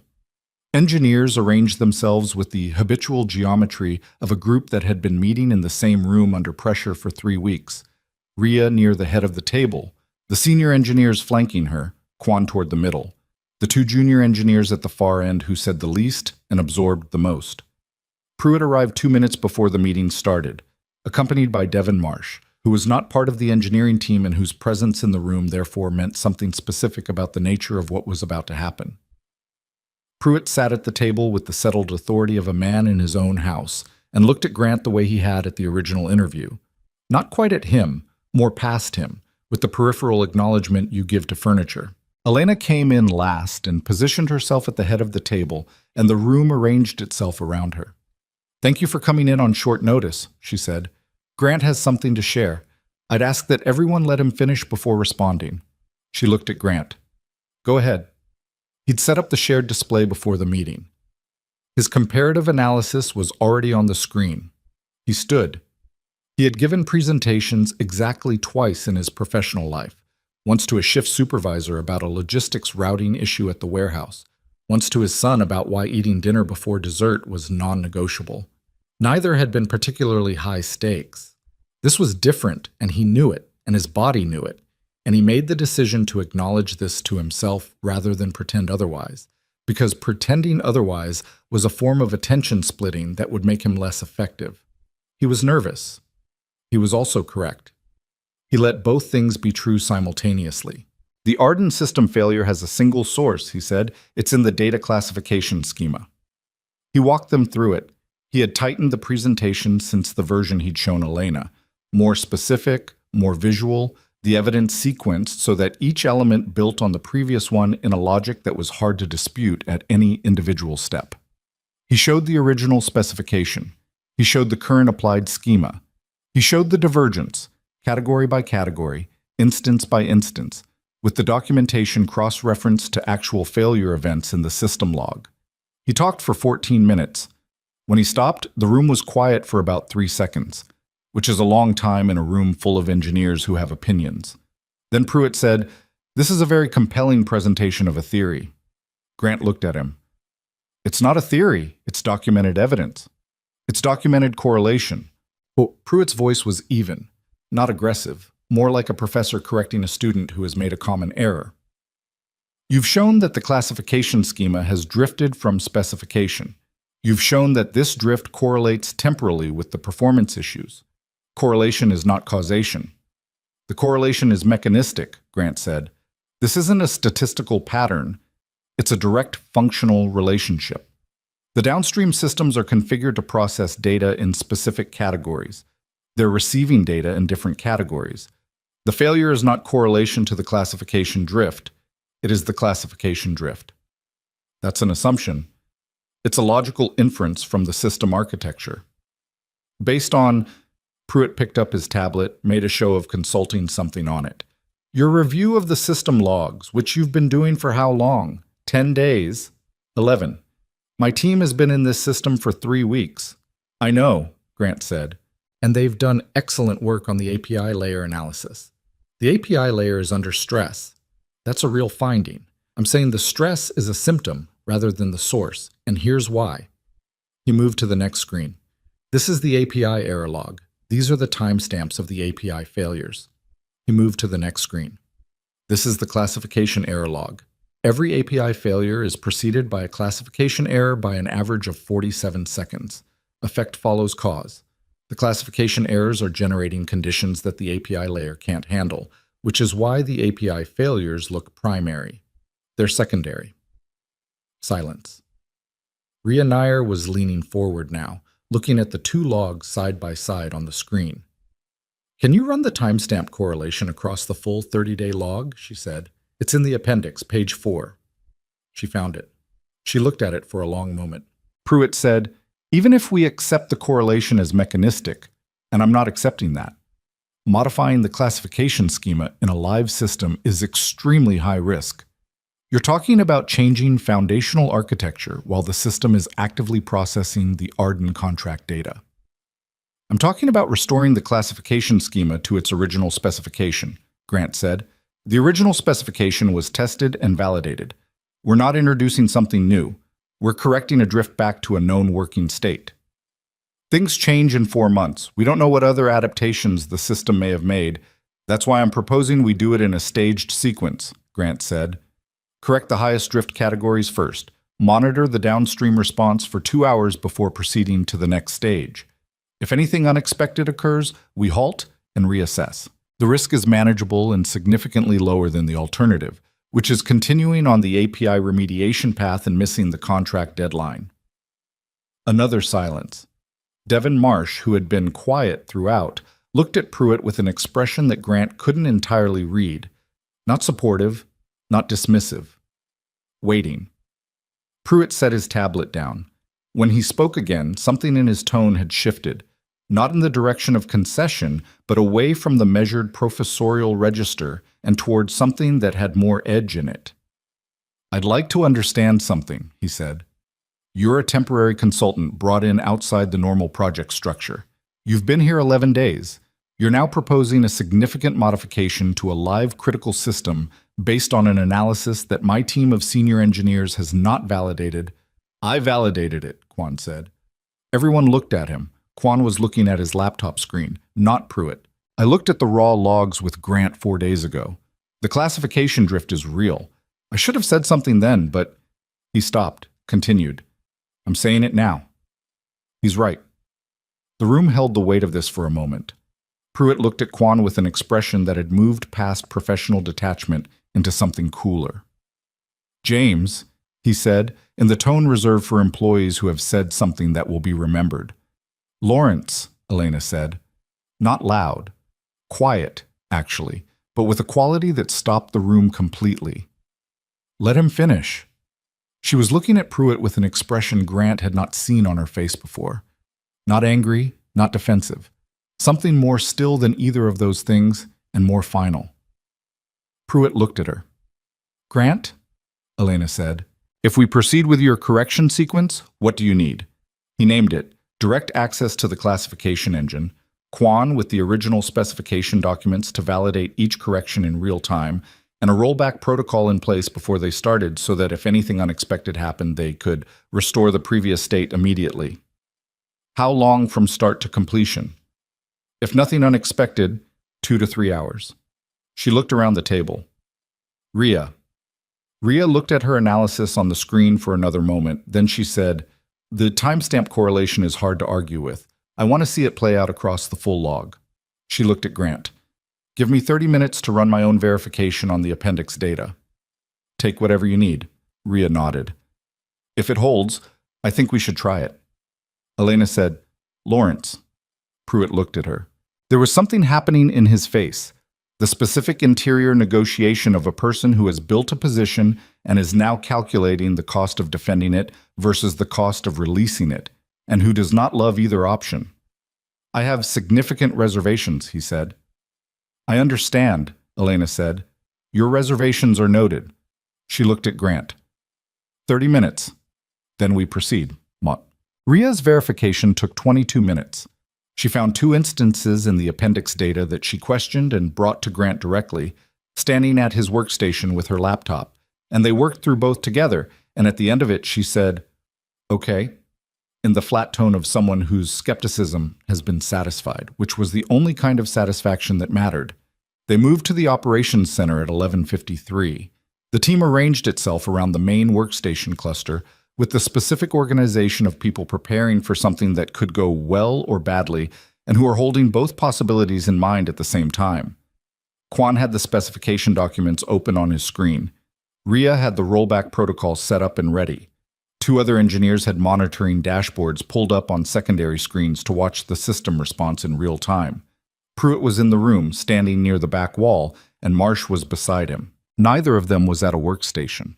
Elena positioned herself where she could see both the main screen and the monitoring dashboards. She didn't say anything to Grant before he started. She just looked at him once, and the look said what it said, and he nodded slightly and turned to the keyboard. The first classification correction took 6 minutes. The highest drift category, the one responsible for the largest volume of misrouted data, restored to its original specification parameter, the correction logged, and confirmed. Everyone watched the monitoring dashboards. 47 seconds. The error rate in the primary processing stream dropped by 31%. "That's real," said one of the engineers at the monitoring station, and his voice had the involuntary quality of someone saying something out loud without deciding to. Grant moved to the second category. This was where it got harder, not technically, but physically. The specific kind of pressure that builds when a room full of people are watching you do something that matters, and the stakes are visible to everyone, and you're aware of your own hands on the keyboard in a way you normally aren't. His breathing was deliberate. He caught himself checking the rollback protocol indicator on the secondary screen more than he needed to, just to confirm it was there, just to confirm that the floor was solid. The second correction took 9 minutes because the drift was more complex, and he stopped twice to check Quan's specification documents before committing. Quan was steady beside him. No rushing, no nervous commentary, just the clean, efficient communication of a person who understood exactly what they were doing and why. The second correction went in. The monitoring dashboards responded within a minute. Error rate dropped another 18%. "It's working," Ria said from across the room, to no one in particular. It was working, but it wasn't done. The fourth correction was when things got complicated. Not catastrophically. Nothing crashed, no alarms. But the response on the monitoring dashboard was not what Grant expected. The error rate didn't drop. It held flat for 30 seconds, then ticked upward by 3%. He stopped. "Hold," he said. The room noticed immediately. Someone at a monitoring station said, "Error rate is up," in a voice carefully stripped of alarm. "I see it," Grant said. He looked at the correction he'd just made. Then he looked at the raw data flowing through the affected stream. He pulled up the specification document and looked at the category parameter again, and something was wrong. Not with his correction, but with the specification itself. The document Quan had showed him a version of the original parameter that had itself been modified sometime in month 3, before the major drift began, as part of a system update that had apparently not been flagged as a specification change. The floor was not exactly where he'd thought it was. "Grant," Elena's voice, even. "I need a minute." Pruitt from the back wall. "The error rate is climbing." "I see it," Grant said again, and his voice came out flat and controlled, and he was not entirely sure how. He looked at the original update log. He needed the month 3 update documentation. He looked at Quan. "The system update for month 3, he said. "Do you have that documentation?" "Give me 30 seconds. 20 seconds. Quan pulled it up. Grant looked at it, found the relevant parameter, cross-referenced it against the current state. The classification parameter he'd applied was correct relative to the original specification, but the month 3 update had modified the downstream processing expectation in a way that meant the downstream system was now configured for something slightly different than the original spec. He needed to apply the original correction plus the month 3 delta. He could do that. He needed 45 seconds to calculate it correctly. "Stand by," he said. He calculated it. Pruitt said something to Marsh that Grant did not hear clearly and did not have the bandwidth to process. Grant applied the corrected parameter. Watched the screen. 12 seconds. The error rate dropped. Past the flat line where it had been before the complication, past where it had been after the third correction, down to a level lower than anything the monitoring dashboard had shown in 3 weeks. The room exhaled. Not all at once. It wasn't a dramatic collective breath. It was more like a slow release, person by person, the sound of people who had been bracing for something and were allowing themselves to stop. "Keep going," Ria said. He kept going. The 6th and 7th corrections went cleanly. The 8th took 4 minutes. After the 9th, the primary performance metrics for the Arden system crossed above the contracted benchmark threshold for the first time since the failure had begun. "We're above benchmark," said the engineer at the monitoring station. Grant didn't stop. He had 3 more categories to correct, and he was going to finish what he started. The 10th? The 11th. At the 12th and final correction, the Arden system's performance metrics stabilized across all monitored functions at 94% of optimal, above benchmark, above contract threshold, above anything the engineering team had managed to achieve in 3 weeks of round-the-clock work. He sat back. His shoulders ached. He hadn't noticed until now. The room was quiet in the particular way of people who have just watched something happen and are still in the process of understanding what they watched. Ria was looking at the monitoring dashboard with an expression that was not quite a smile and not quite wonder, but something in between. Quan was typing. Running verification queries, Grant knew, because that's what you did when you needed to confirm that what you were seeing was what you thought you were seeing. Elena was looking at Grant. He looked back at her. She didn't say anything. There was no sweep of dramatic declaration, no moment of triumphant announcement. She just looked at him, and her expression was the most open he'd seen it. Not the composed attention of their meetings or the contained tiredness of the elevator, but something that had fewer layers in it, something more direct. Then she looked at the room. "I want a full systems stability check across all Arden functions," she said. "Rhea, coordinate with James on the verification sequence. I want a written status report to the client by 3 o'clock. "Yes," Rhea said. "I also want a full post-mortem documentation of the classification drift, how it started, when it started, what conditions allowed it to compound for 4 months without detection." She paused. "That's not about blame. It's about making sure we understand how it happened so it doesn't happen again." The room began to move with the purposeful energy of people who have a clear task and the specific relief of that clarity. Pruitt had not moved from the back wall. Marsh was beside him. Grant looked at them without meaning to, just a passing glance as he stood from the workstation, and caught the expression on Pruitt's face in an unguarded moment. It was not the expression of a man engaged with the situation in front of him. It was the expression of a man doing rapid internal calculations about a different situation entirely, one that had nothing to do with the Arden system and everything to do with the room's altered geometry. Grant looked away. He went back to his workstation afterward and sat there for a few minutes without doing anything in particular. His hands were steady, which he noted. The shakiness he'd expected during the fourth correction complication had not materialized in the moment and was apparently not going to materialize after it either. He thought about Owen. He thought about the way Owen had slipped his hand into his on the walk home from Marcus's apartment, without announcement, just a hand appearing in his hand. He thought about the folder of work samples he'd carried into the original interview and never had a chance to show anyone. He thought about Pruitt's laugh in that conference room, the compressed exhale through the nose, the half-second too long, and about the specific kind of humiliation that doesn't raise its voice. He thought about all of this not with bitterness, which surprised him a little, but with something more like clarity.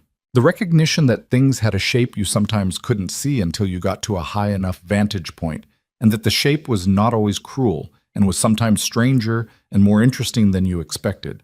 Quan appeared and set a cup of coffee on the desk beside him, fresh, not the hours-old kind. Just placed it there without comment and walked away. Grant looked at it for a moment. Then he picked it up. He was still sitting there, coffee in hand, when Rhea came to find him 20 minutes later. "Verification is clean," she said. "All 12 corrections are holding. System performance is stable." "Good." She stood there for a moment, which wasn't her style. She was a move-on to the next thing person, efficiently forward-moving. The fact that she'd paused meant something. "I should have looked at the raw logs myself," she said. Not an apology, more like a statement of fact she felt obligated to make. "I was following the team's existing hypothesis track instead of going back to first principles. That's on me." "You had 8 engineers and 3 weeks of institutional momentum," Grant said. "It's hard to go back to first principles when the team has already built a structure." "That's a generous read." "It's an accurate one." She looked at him for a moment with the particular assessment of someone recalibrating an earlier position. "Elena wants you in her office at 4, she said. "Don't be late." She walked away. Grant looked at the clock on his workstation. It was 2:17. He had just enough time to handle pickup, get Owen settled at Marcus's place for the afternoon. Marcus had already offered, had said just in case something runs long, "I've got him." And make it back for 4 o'clock. He packed up his laptop. He put on his jacket.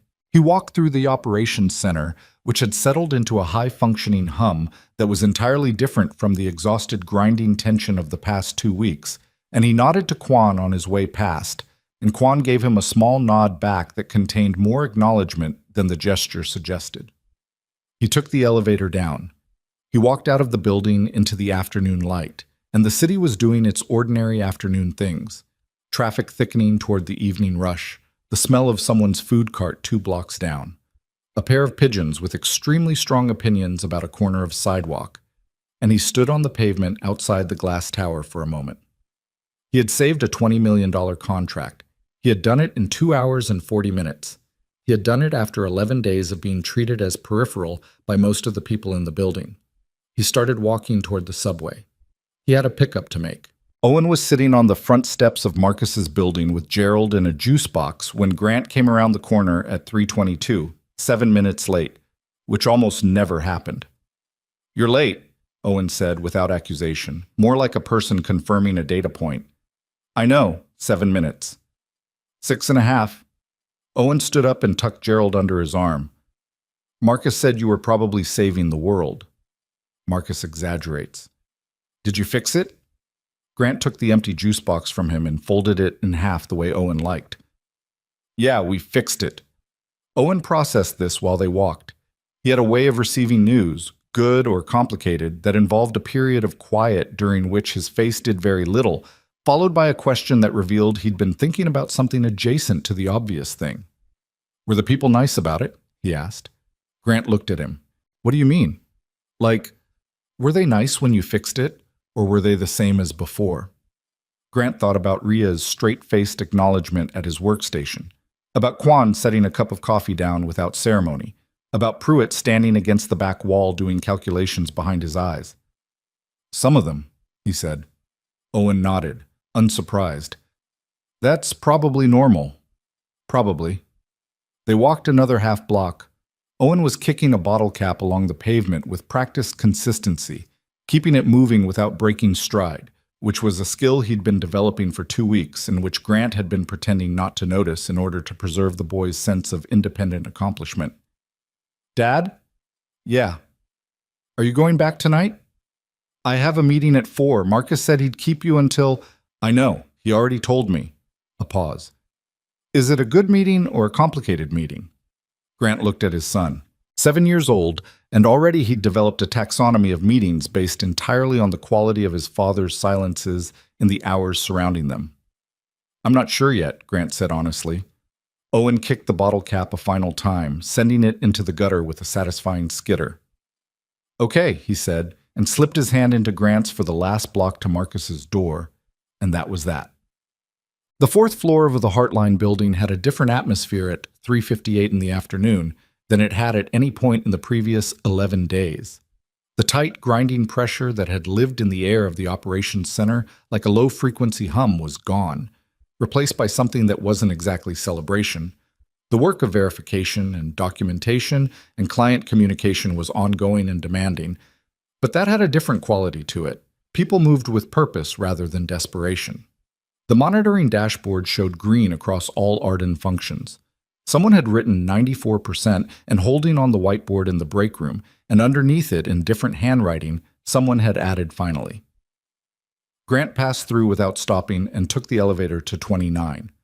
Elena's assistant, Diane, 50s, precise, the kind of efficiency that had been refined over many years into something almost invisible, looked up when he came through the door. "She's expecting you," Diane said. "Go ahead." He knocked anyway.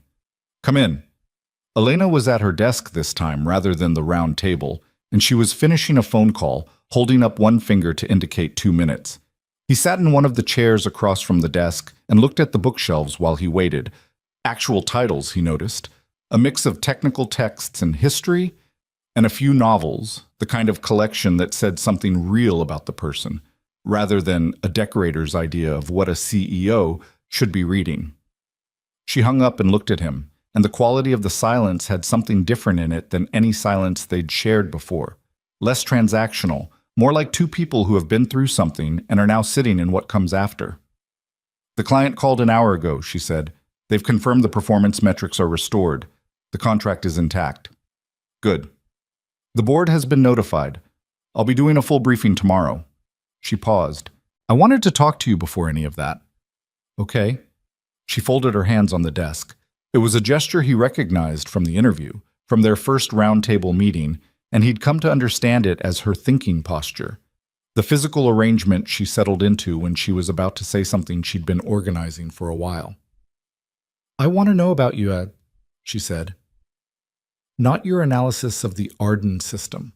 I want to know how you got here." He looked at her. "I've read your application 3 times, she said. "I know the facts on paper. I want to know the actual version." It was an unusual request, not inappropriate, just unexpected in the way that honest questions are sometimes unexpected from people whose professional lives are conducted mostly in the register of strategic communication. He thought about deflecting. He was practiced at deflection, at managing the version of himself he presented to professional contexts, keeping the warehouse and the midnight studying and the single-father infrastructure of his life in a separate compartment from the work he was trying to be taken seriously for. He'd learned early that the full story often made people uncomfortable in ways that were counterproductive, that they either pitied it or found it convenient to use against him, and neither response was useful. But Elena Hart had called him back 9 days after an interview where her own director had laughed at him.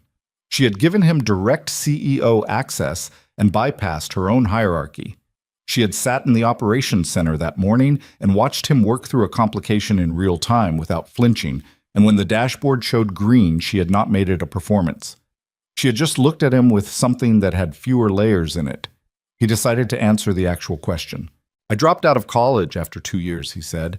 "The money stopped working. I told myself I'd go back and I didn't go back. I moved through a series of jobs that paid enough to keep things stable. Line cook, delivery driver, moving company." He paused. "Owen's mother left when he was 18 months old. After that, it was just the two of us." Elena didn't move. She was listening the way she always listened, completely, without organizing her response while he was talking.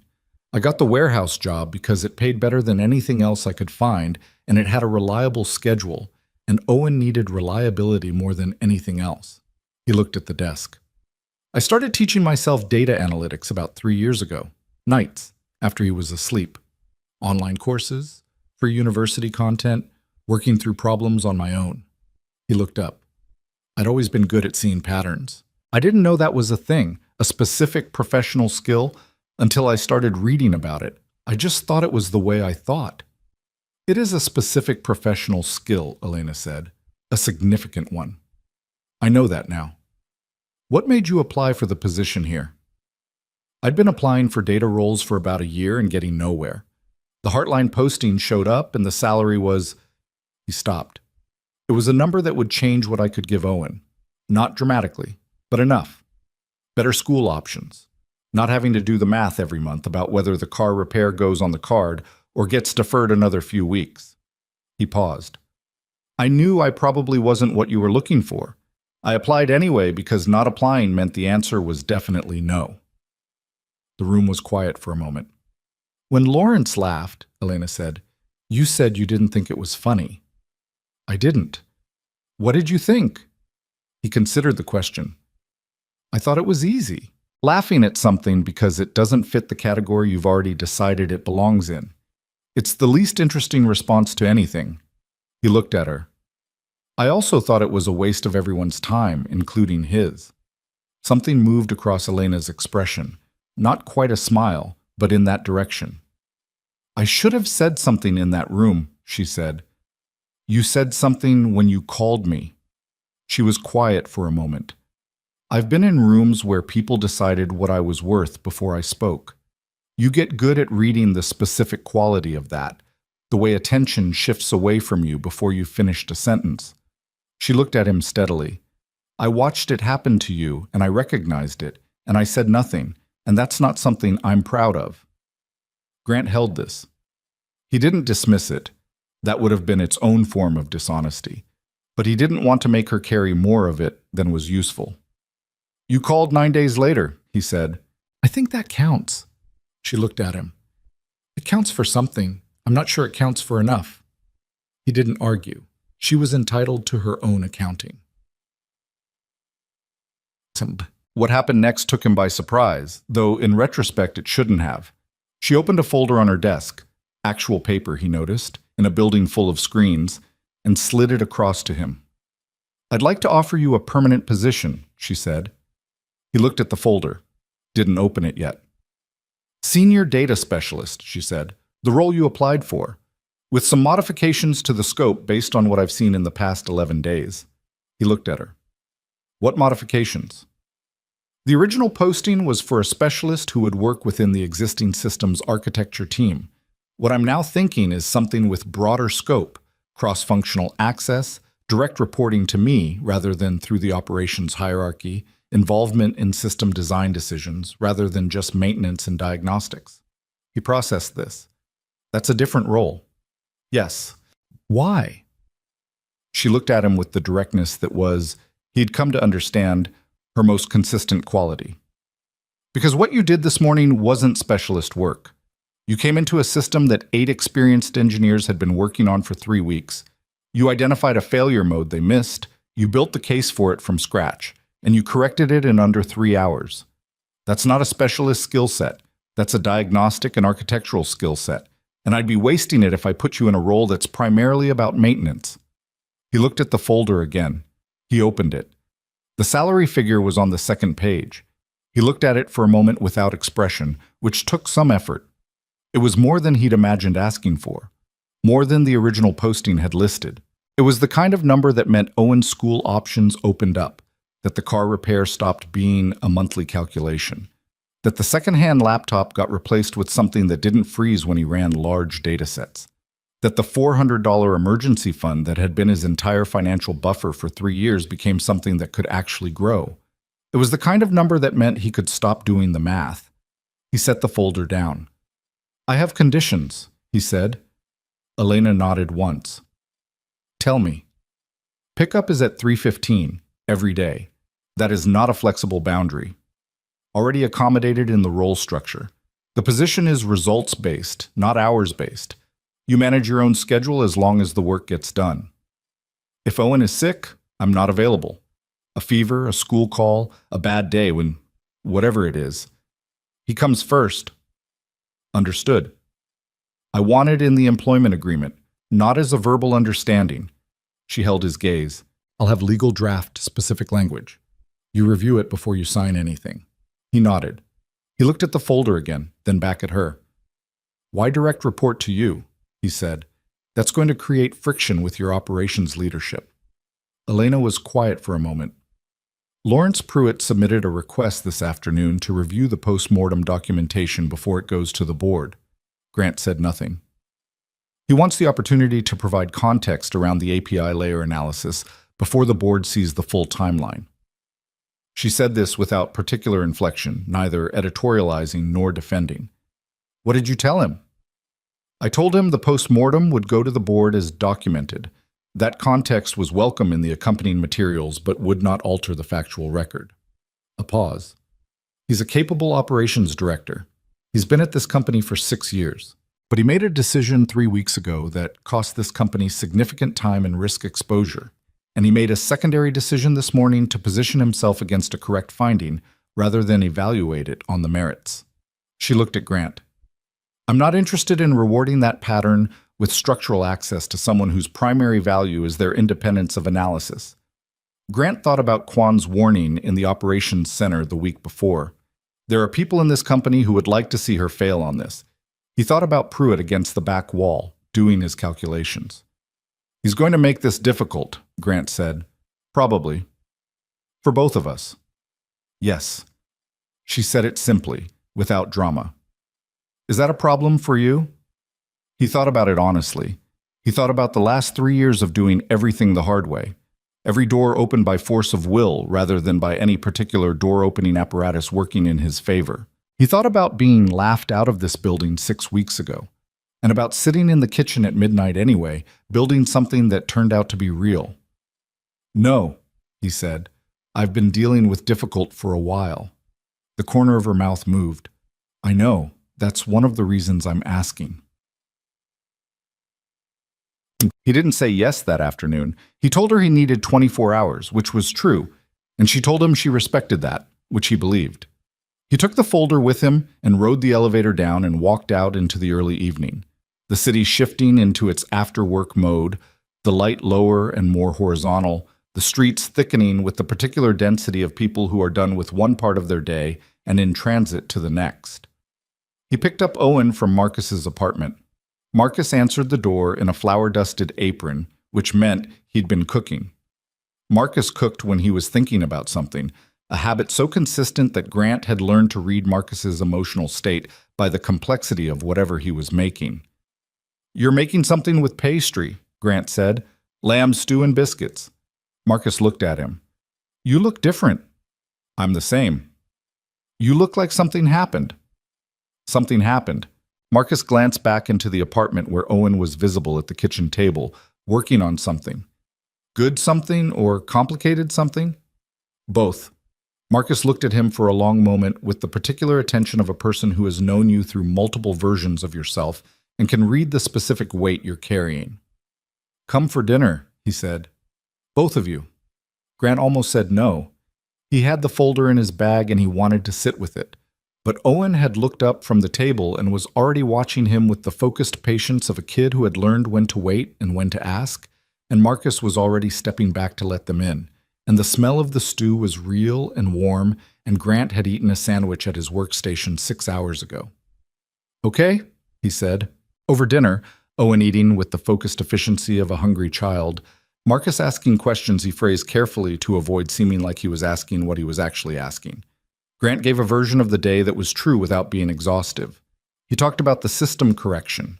He talked about the meeting with Elena. He didn't pull out the folder. Owen listened in the particular way he listened to things he was filing away for later rather than processing in real time. After dinner, while Marcus was clearing plates and Owen was in the other room with Gerald, in some piece of elaborate project Grant couldn't identify from the doorway, Marcus leaned against the counter and said quietly enough that Owen wouldn't hear, "What's in the folder?" Grant looked at him. "Job offer." Marcus set down the plate he was holding. "The place with the interview." "Yeah." "The place where they laughed at you." "Yeah." A pause. "Good offer?" "Very good offer." Marcus picked the plate back up. "Then why are you waiting?" Grant looked at the doorway to the other room, at Owen, bent over whatever he was making, Gerald tucked beside him. "Because I want to be sure it's right," he said. "Not just that the money is good, that it's actually right." Marcus was quiet for a moment. "And is it?" Grant thought about Elena Hart at the head of a table, watching. About a phone call 9 days after a door closed. About a round room where someone had listened to his actual story instead of scanning his resume. About the operations center that afternoon, and a monitoring dashboard going green and the specific quality of silence that meant a room full of skeptical people had run out of counter-arguments. "I think so," he said. "Then go home and call her tomorrow," Marcus said, with the no-nonsense practicality of a man who has watched his best friend operate on insufficient sleep and excessive self-questioning for 3 years. "And eat the biscuit I saved you. You didn't finish it." As he looked at the folder that night after Owen was in bed. He read every page of it. The role description, the compensation structure, the benefits, the contractual language around schedule flexibility. He made notes in the margin, things he wanted to confirm, language he wanted tightened. One clause in the intellectual property section that he thought needed clarification about work done on personal time. He sat with it for a long time. He thought about the version of himself that had walked into Heartline 6 weeks ago carrying a folder of work samples nobody asked to see, with a warehouse-pressed blazer and a son waiting at home who thought his father could do anything. He thought about Pruitt's laugh, about the elevator down, and the breath held until the doors closed, and the hands that didn't shake. He thought about 3 years of midnight studying at this same kitchen table, the same 4 walls, the same radiator with its furniture dragging 3 a.m. Sound, the same eastward-facing windows that got good light in the mornings. 3 years of building something in the dark on nothing but the conviction that it was real, that the pattern recognition that lived in his head was worth something, that the fact that he'd arrived at it without a classroom or a credential didn't make it less true. He thought about Owen's question, "How will you know when you're all the way figured out?" He looked at the folder. He thought he might be close. The next morning he called Elena at 8:43. She picked up on the second ring, which told him she'd been expecting the call. "I have some questions about the IP clause in Section 4, he said, without preamble. A beat. Then, with something that was definitely closer to a smile than anything she'd shown in their previous conversations, "Diane has a red line draft ready. She was expecting you'd find that clause." "Smart." "I hire smart people," she said, "when I'm allowed to." He looked at the folder open on the kitchen table. Owen had left for school 40 minutes ago. Marcus's daughter walked them both in the mornings, another piece of the infrastructure that kept things running. and the apartment was quiet in the particular way of a place that has a person-shaped absence in it. "I have one more condition," he said. "Tell me." "The post-mortem documentation. The classification drift analysis, the timeline, the full record of how the correction was found and implemented." He paused. "I want it attributed accurately." A silence. "As in," Elena said, "not adjusted for anyone's benefit." "As in documented the way it happened, with the names of the people who did what?" Another silence, longer. "That's already my intention," she said. "I want to be clear about that." "I know, I wanted to say it directly anyway." "I understand." A pause. "Is there anything else?" He looked at the folder, at the margin notes, at the second page with the salary figure. "No," he said. "I'll sign it." The paperwork took 3 days to finalize, which Elena had predicted and which Grant used to work out his notice at the warehouse. His floor supervisor, a solid man named Ray, who had covered for him on more than one occasion, and who had known, in the uncomplicated way of practical people, that Grant was on his way somewhere even if the direction wasn't clear yet, shook his hand on his last shift and said, "About time," and went back to his clipboard. On his last day, he stood for a moment in the loading dock where he'd taken the call from Elena's assistant 4 weeks ago. The dock looked exactly the same as it always had. Pallets and forklifts and the PA system and the specific quality of cold air that came off the concrete floor in the mornings. He thought about all the nights he'd driven home from this building and sat down at the laptop and opened a data analysis course at 11:30 p.m. and worked until the words started blurring. He thought about how much of what he'd built had been built here. Not in a classroom, not with any institutional support, but in the margins of this place and in the midnight kitchen of his apartment, in the only hours that belonged entirely to him. He picked up his bag. He walked out. His first official day as senior data architect at Heartline Technologies, the title had been upgraded from specialist during the negotiation, a change Elena had proposed and Grant had not argued with, was on a Tuesday in early November. He wore the same gray blazer from Marcus's wedding, freshly pressed. Owen had inspected it at breakfast with the gravity of a military aide checking dress uniform before a ceremony, declared it acceptable, and gone back to his cereal. "You nervous?" Owen had asked. "A little." "Roller coaster or dentist?" Grant had thought about it honestly. "Roller coaster," he said. Owen had nodded, satisfied. "That's the good kind." He rode the elevator to the 28th floor and badged in for the first time with his own permanent credentials, his name on the badge, his photo, the Heartline logo, and the operations center looked the same as it had for the past 11 days and entirely different in the way that a place changes when you stop being a visitor in it. Quan was at his workstation and looked up and gave him the same small nod as always, which was its own form of welcome. Ria was in a meeting. She'd emailed him at 7:15 with 3 questions about the post-mortem documentation and a note at the bottom that said, "Glad you're staying," in the tone of someone who has weighed whether to say it and decided the weight came out on the side of saying it. Grant sat down at the workstation that was now his workstation, opened his laptop, and looked at the monitoring dashboard. Arden was at 96%. He started work. He had 3 data sets flagged for review, a meeting with Elena at 2, and a pickup at 3:15 that was not negotiable. It was, in every way that mattered, an ordinary day, and that, the simple, grounded, hard-won ordinariness of it, was the thing he had been working toward for 3 years without knowing exactly what it would look like when he got there. He opened the first data set. He began. The first 3 months were not a clean upward line. Grant had known they wouldn't be in the abstract way you know things before you've lived them, before the knowing becomes specific and textured and inconvenient. He'd understood intellectually that walking into an established organization with direct CEO, access and a title that had been created specifically for him would generate friction. He'd prepared for it the way he prepared for most things, by thinking it through carefully at the kitchen table after Owen was asleep, mapping the likely failure modes, deciding in advance how he'd respond to each one. What he hadn't fully anticipated was the particular quality of institutional resistance, the way it operated not through confrontation but through omission. Meetings where his calendar invite arrived 30 minutes before the start time. Datasets flagged for his review that turned out to be already resolved by the time he saw them.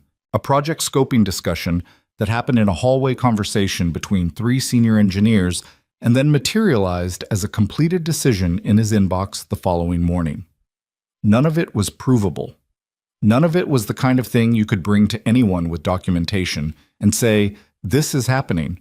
It was just the steady, low-grade experience of being made to feel that your presence in a space was conditional, that your access was something being extended rather than earned, that the ground you were standing on had been lent to you rather than built by you. He didn't tell Elena about most of it, not because he was protecting anyone, but because he'd lived long enough in conditions of structural disadvantage to know the difference between friction that needed to be addressed and friction that needed to be outlasted.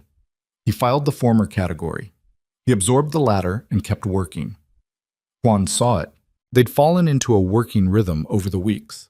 Not a formal partnership, more like the natural alignment of 2 people who had the same instincts about how to approach a problem and whose paths through the organization kept crossing. Juan was careful and precise about what he said and didn't say, which Grant respected. Pruitt had a conversation with the systems team Monday morning, Juan said one afternoon in December, without looking up from his screen, before the 9 o'clock stand-up. I figured. He's framing the Arden post-mortem as a documentation anomaly, positioning your finding as something that emerged from the team's collective work rather than... "I know," Grant said. Juan looked at him. "You're not going to do anything about it?"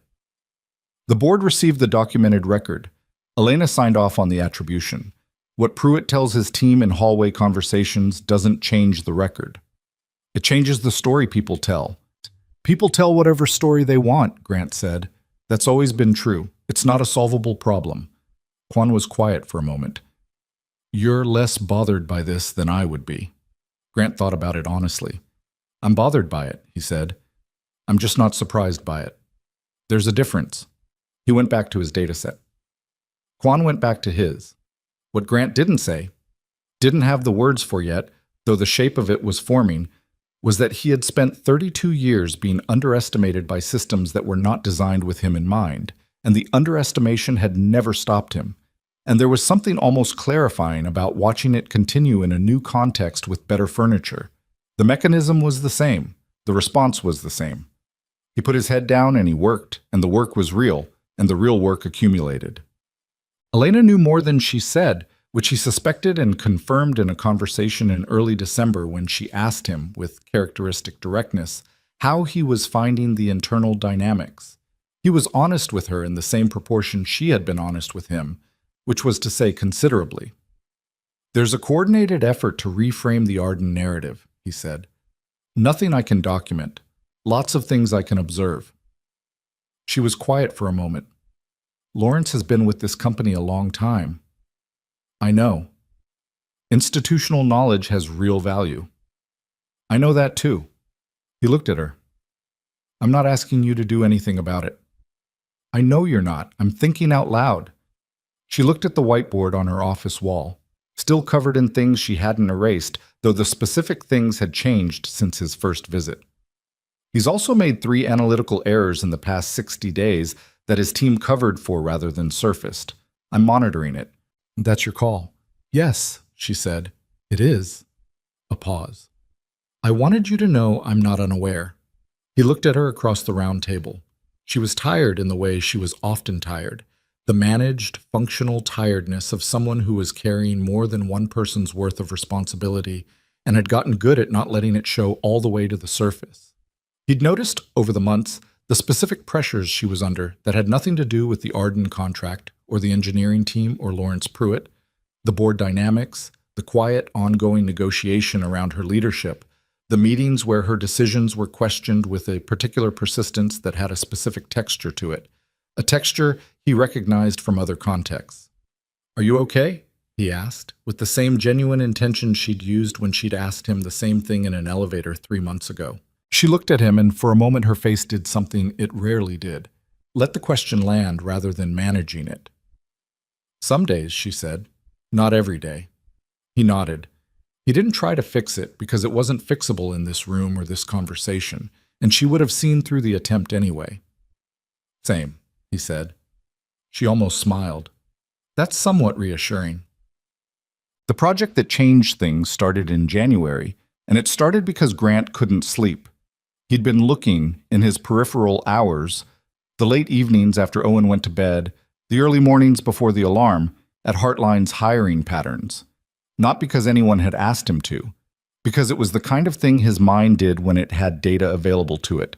It looked for patterns, and the pattern it found in Heartline's 12-year hiring record was one he recognized from a very particular angle. Heartline hired from 17 universities. 14 of the 17 were in the top 50 national rankings. The other 3 were state schools, included because they had specific program strengths in areas Heartline needed. In 12 years, the company had hired one person without a 4-year degree into a non-administrative role. That person was Grant Mercer. The pattern wasn't unique to Heartline. He knew that, had read enough about talent acquisition to understand that the credential filter was industry standard, practically universal, so deeply embedded in hiring infrastructure that most companies had stopped examining it the way you stop examining the floor you're walking on. It was just there. It had always been there. The assumption was load-bearing, but Grant had spent 3 years teaching himself at a level that most credentialed engineers had not reached, had found a failure mode that a team of 8 of them had missed. And the only reason he'd gotten through the door at all was because one person had read past his resume to what he'd actually built. He started writing, not a report, more like a working document, a scratch pad, the kind of thing he made when he was thinking about something he hadn't yet decided to say out loud. He pulled the hiring data. He mapped the correlation between credential requirements and actual role performance. Heartline had 18 months of performance review data for each employee, which was enough to work with. He built a preliminary analysis. What he found was not what he expected, which was how he knew it was real. Credential level did not correlate with performance rating in 37% of roles across the company. In the data and systems architecture function specifically, Grant's domain, the correlation was even weaker. The highest performing people in those roles had advanced degrees at exactly the rate you'd expect if the degrees were irrelevant, which statistically suggested they were. He sat with this for 2 weeks. He built the analysis out properly, checked it from 6 different angles, found the alternative explanations, and stress-tested each one. Then he sent Elena a calendar invite that said simply, "Have something to show you. 30 minutes. Patet." She looked at his analysis for a long time without speaking. He had learned over the months to be comfortable with her silences, to read them not as absence but as processing, the particular quality of attention she gave to things she was taking seriously.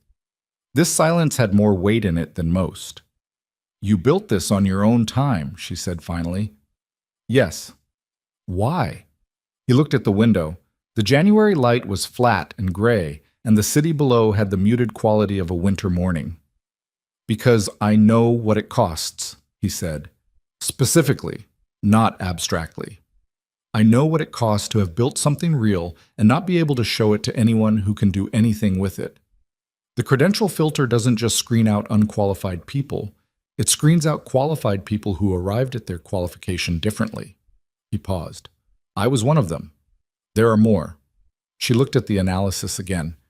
"The board will push back on this," she said. "Hard. I know. They'll call it a liability issue. Credential standards as risk management. The data doesn't support that framing. The data rarely stops people from using a framing they're comfortable with." She looked at him. "I'm not saying no. I'm saying you should understand what you're asking me to walk into." He understood. He'd thought about it. "I also think," he said carefully, "that you're the right person to walk into it. Specifically." She looked at him. "You know what it looks like when a room decides what you're worth before you've spoken," he said. "So do I. That's not an accident. That's a perspective. And it's more useful than the perspective of someone who has never had to earn their way into a room the hard way." The silence that followed was different from the others, more interior. "That's a significant thing to say to your employer," she said. "I know, I mean it as a significant thing." She looked at the analysis for another moment. Then she closed the folder and looked at him directly. "Give me a month to prepare the board presentation," she said. "Work with me on the data structure. We'll build it together." He nodded. "And Grant," she said. "Yeah." This was good thinking. She said it simply, without ornamentation, not performance of a compliment, just the fact.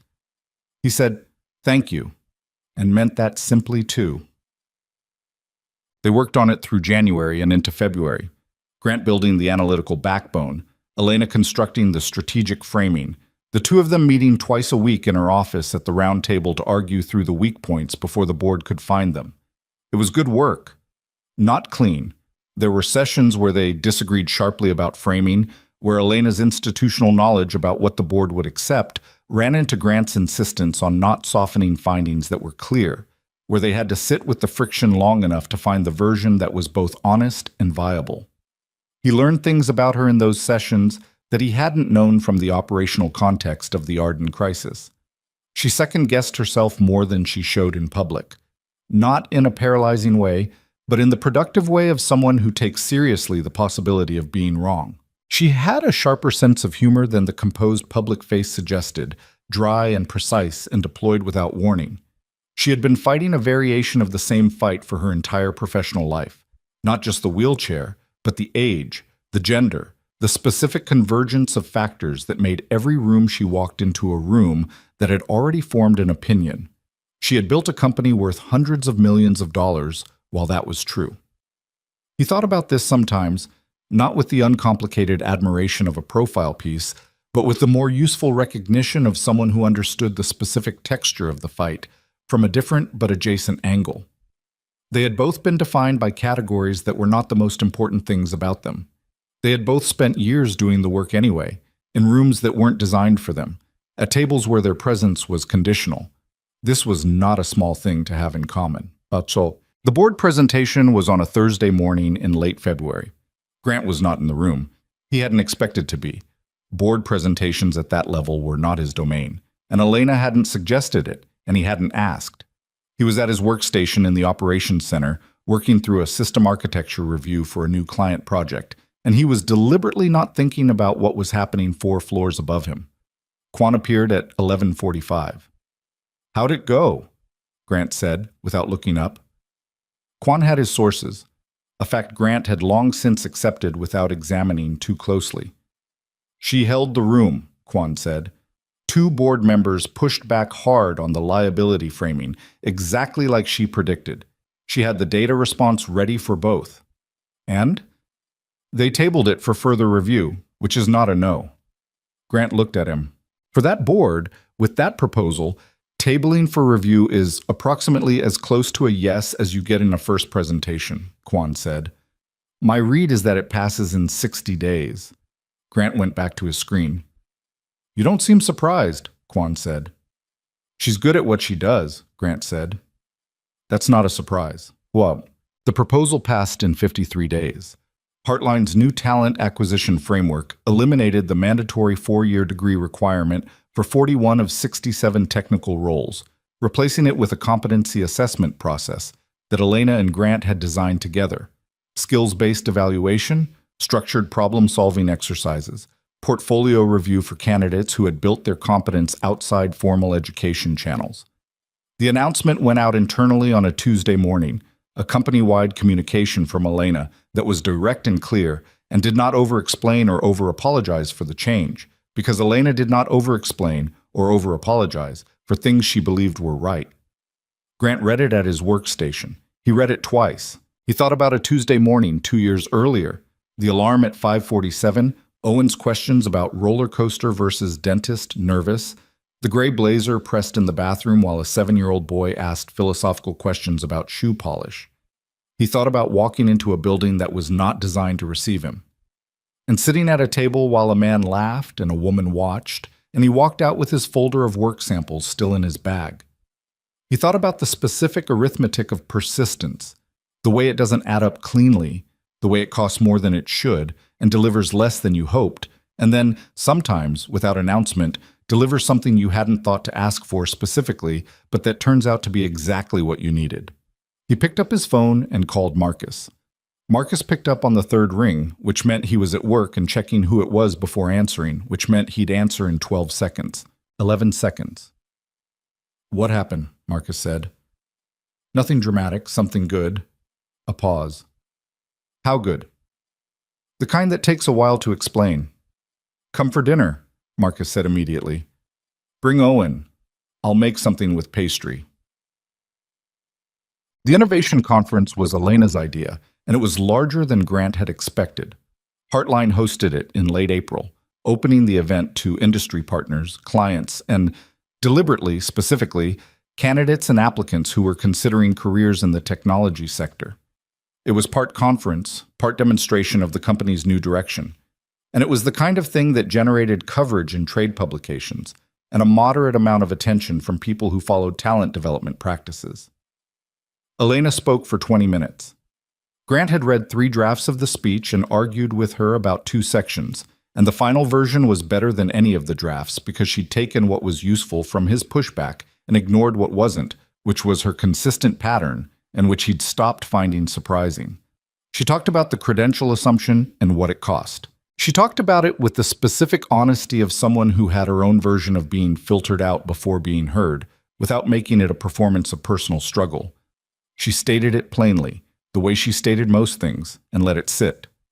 She said, "The best hires I've made in 2 years include someone who taught himself data architecture at a kitchen table at midnight while working warehouse shifts and raising his son alone.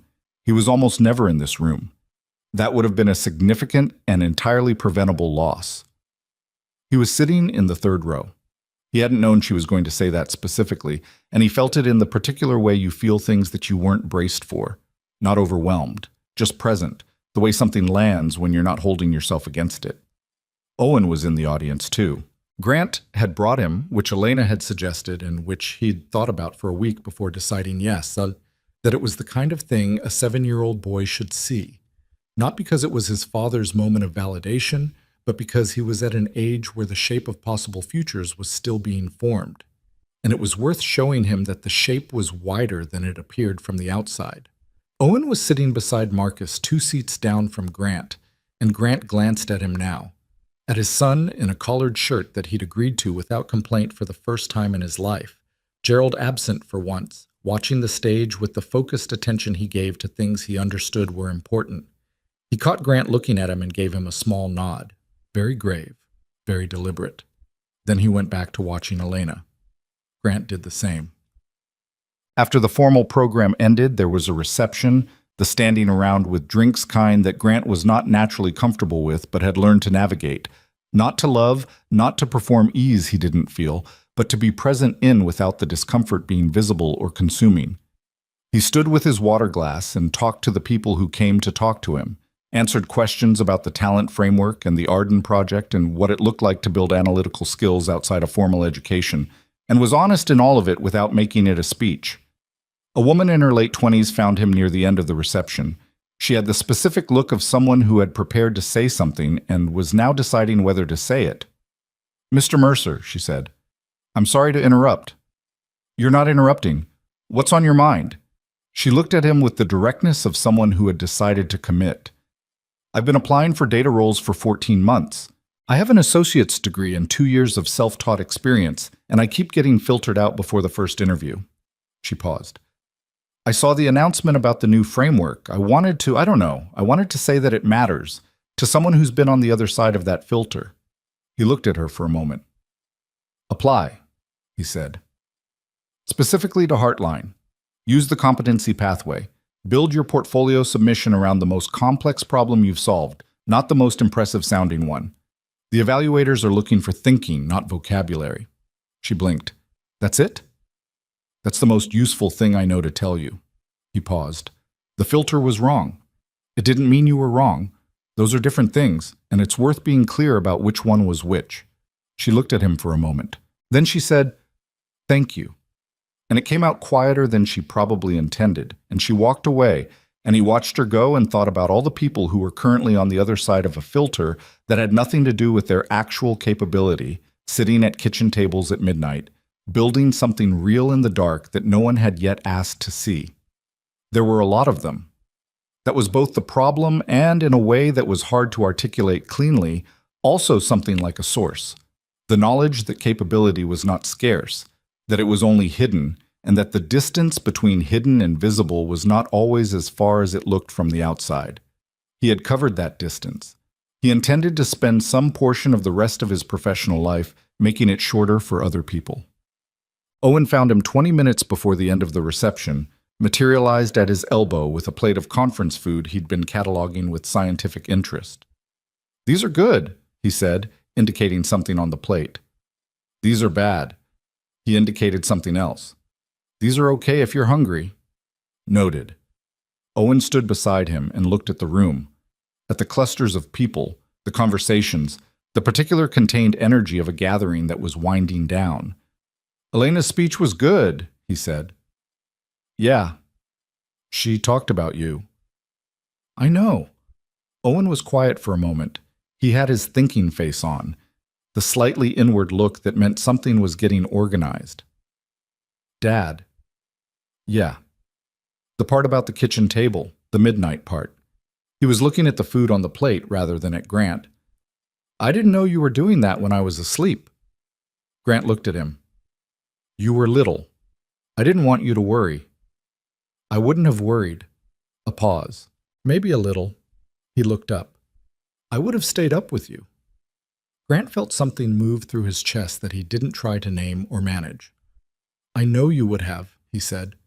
Owen went back to evaluating the food.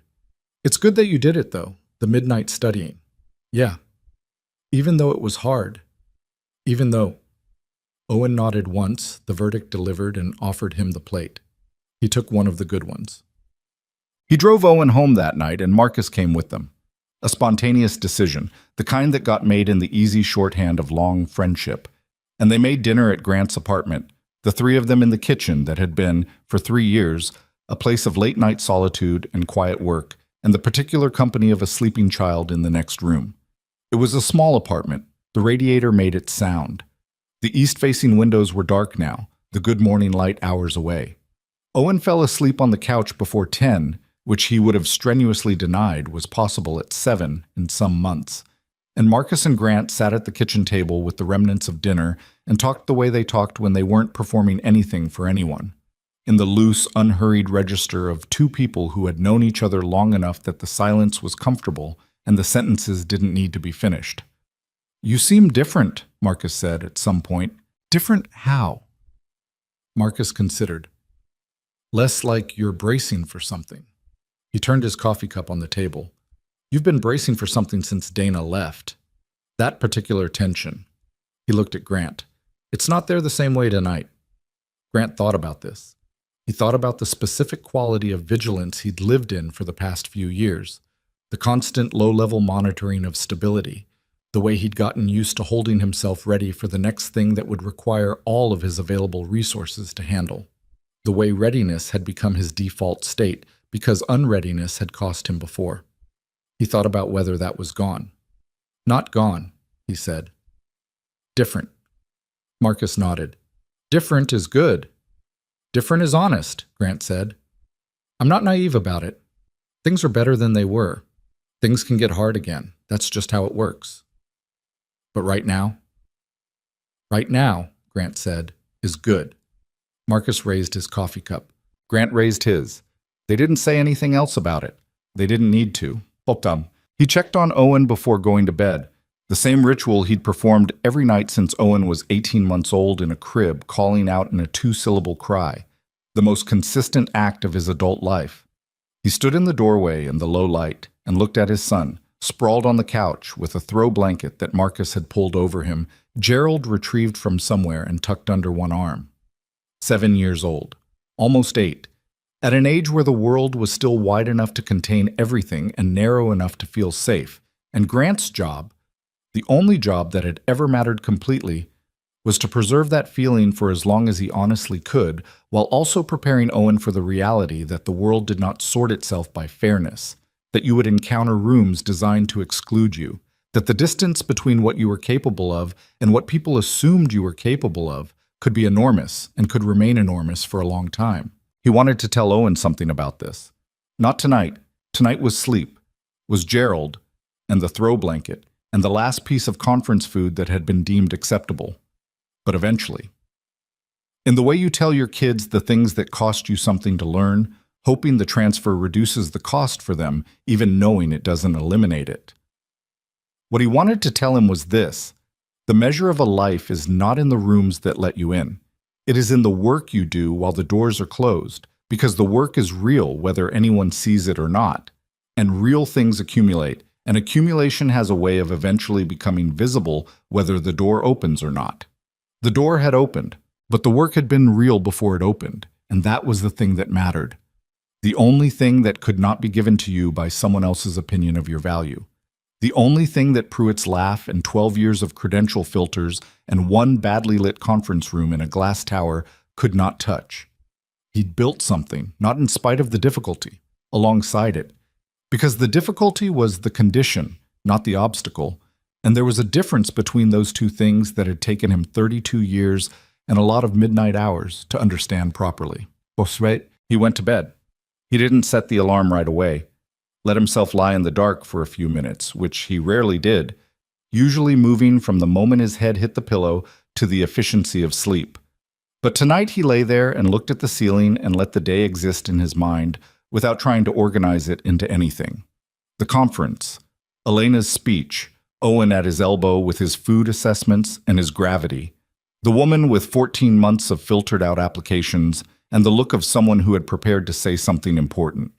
Marcus at the kitchen table, the throw blanket over Owen on the couch. He thought about Elena Hart, who had sat at the head of a conference table 6 months ago and watched him walk out into a humiliation she had recognized and said nothing about, and who had spent 9 days thinking about it and then made a call, and who had built a company worth hundreds of millions of dollars from a wheelchair in a boardroom that had spent 2 years looking for reasons to doubt her, and who was one of the most rigorous and honest people he'd worked with in his life. He thought about how strange and specific the paths were that brought people into each other's lives. Not designed, not clean, full of wrong turns and closed doors, and the specific kind of luck that only looks like luck in retrospect. That is, in the moment, just the exhausting accumulation of not giving up. He thought about what they'd built together in the past 6 months. Not just the talent framework, not just the art and fix, but the working relationship itself. The particular trust of two people who had each been underestimated by enough rooms to understand what accurate estimation looked like and to give it to each other without ceremony. He didn't know exactly what that would become. He had learned in the specific school of his own life to be cautious about knowing exactly what things would become. Things became what they became. You did the work. You paid attention. You stayed honest. He would stay honest. He would keep paying attention. He would be at pickup at 3:15. He set the alarm for 5:47, which was when it had always been, which was when it would keep being for a while yet, and he closed his eyes. Outside, the city made its sounds. The radiator made its sound. In the living room, Owen slept with Gerald under one arm and the calm completeness of a child who believed the world was fundamentally navigable. Not because nothing bad had happened, but because the person responsible for his safety had shown up every day without fail in all the ways that counted. That belief was not an illusion. It was something Grant had built, one day at a time, in the only hours he had, with the only materials available to him. It was the best work he had ever done. And somewhere in the city, in an apartment on a floor that probably got good light in the mornings, Elena Hart was likely still awake, reading something, preparing something, running the calculations that the job required and that the job would always require. Carrying the particular weight of leadership and the older weight of having been told, in 1,000 small ways, that she was in the wrong room. She was in the right room. She had always been in the right room. So had he. That was the thing neither of them had needed to be told. They had simply needed to refuse, quietly and persistently and without much drama, to accept anyone else's answer to the question of what they were worth. That refusal was not a gift. It was not given to them. It was built the same way everything real is built, in the small hours, in the margins of harder things, with imperfect tools and imperfect hands, and the stubborn conviction that what you are building is worth the building. It was enough. It had always been enough. The alarm was set. Morning would come. He slept.